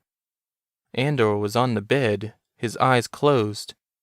I tried to pick him up, to take him away from the house, but the bedroom door burst open with a shot of cyan-colored energy.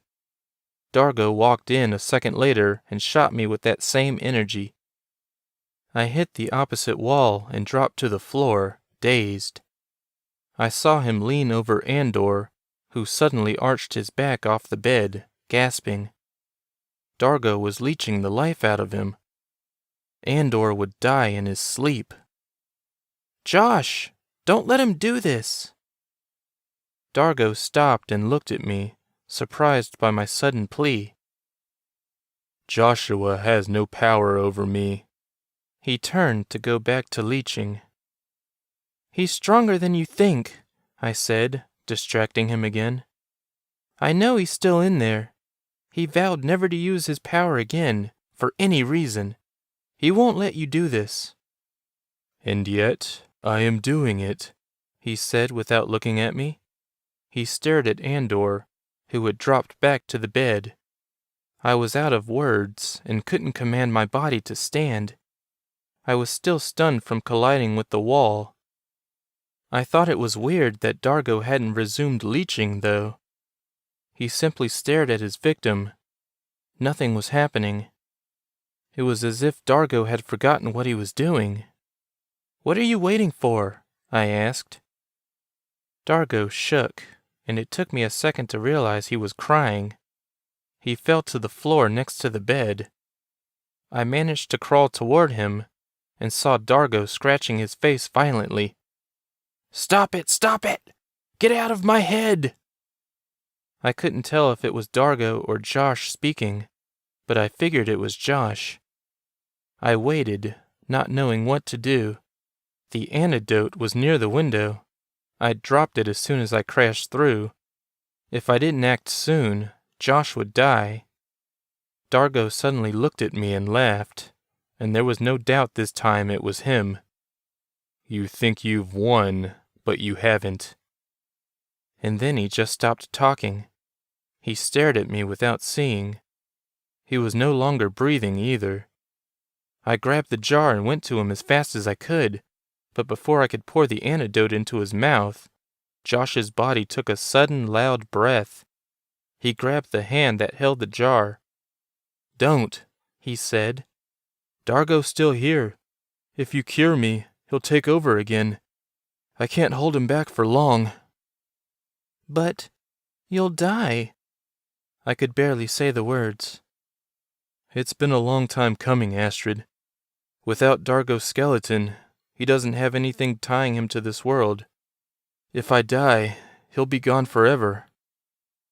I cried without shame. I rarely cry, but the tears came now. Okay, I said. I'm so sorry, Josh. Don't be. I'm dying a hero. He chuckled and then coughed. His breathing sounded worse than ever. At least Champagne's training didn't go to waste. I finally mastered my ability and stopped Dargo from... He stopped talking. He simply stopped. No fade to a whisper or anything. I dropped the jar, which rolled away from us. Josh was gone. Chapter 27. Everything that happened next was difficult to talk about. Esteban and I returned to the mainland and told Josh's parents what happened. There were many tears and denials about his death. "He can't die," his mom screamed. But they came back with us to the island. They had been so traumatized by the news they didn't even care about the large waterfall that separated Dargo Island from the mainland. None of the strange sights seemed to register. They met Anila, who apologized for what had happened to their son, but told them he died a hero. They allowed us to bury Josh on the island, though I doubt they would have if Esteban hadn't explained everything to them. He and Josh had been friends since childhood. They trusted him. Josh was buried in a large, elaborate mausoleum built just for him. It stood on a large hill in the center of the island. We found Dargo's new bird, which hadn't been injected with the plague, and destroyed it. Anila was as good as her word about Andor. Once the islanders were brought back from Dad's realm, the reinstated queen locked Andor away in the palace dungeon. She did this in front of every Dargonian, in the palace courtyard, to send a message to anyone who ever decided to go against her rule. "If we ever face a threat as great as this," she said, "or any threat, for that matter, we will face it together." The crowd cheered. "And let's get rid of this silly paint," she added. "We can talk now, after all." Anila and Commander Reese eventually admitted their love for one another, got married, and produced an heir, a boy named Maximus. During the day, I spent most of my time in Dad's realm. He continued to train me, but my heart was rarely into it. I mostly produced depressing storms. After a while, he left me alone to do whatever I wanted with nature. "As long as no one gets hurt," he said, before going into his cloud palace. I created a couple of tornadoes in empty fields, and flew around a bit before landing on a large mountainous cloud. I wouldn't have thought twice about this cloud if I hadn't heard someone call my name from it. After landing, I searched, but found no one around. Who could have possibly called me from a cloud anyway? I was about to fly away when I heard my name again. This time, the voice had come from the top of the cloud. I flew to the peak, where I saw the silhouette of a figure. It looked like a boy made out of the cloud itself. I couldn't see the face at first, but once I flew closer, I recognized it immediately. "Josh?" "About time you heard me," he said. "I've been calling you from different clouds for days. I can't get out, though." I was still in shock, but I grabbed his hand and managed to pull him out of the cloud. He looked like flesh and blood, the way he had when he was alive. "What am I?" he asked. "I think you're a nature demon now. It must be because of the energy Dad used for the curse. He said he didn't know what would happen to you if you died." I couldn't help it. I cried. "I guess we know now." I laughed. I guess we do. He looked down at himself. He was completely naked. Now what? I don't know anything about being a nature demon. I hugged him and said, I'll teach you.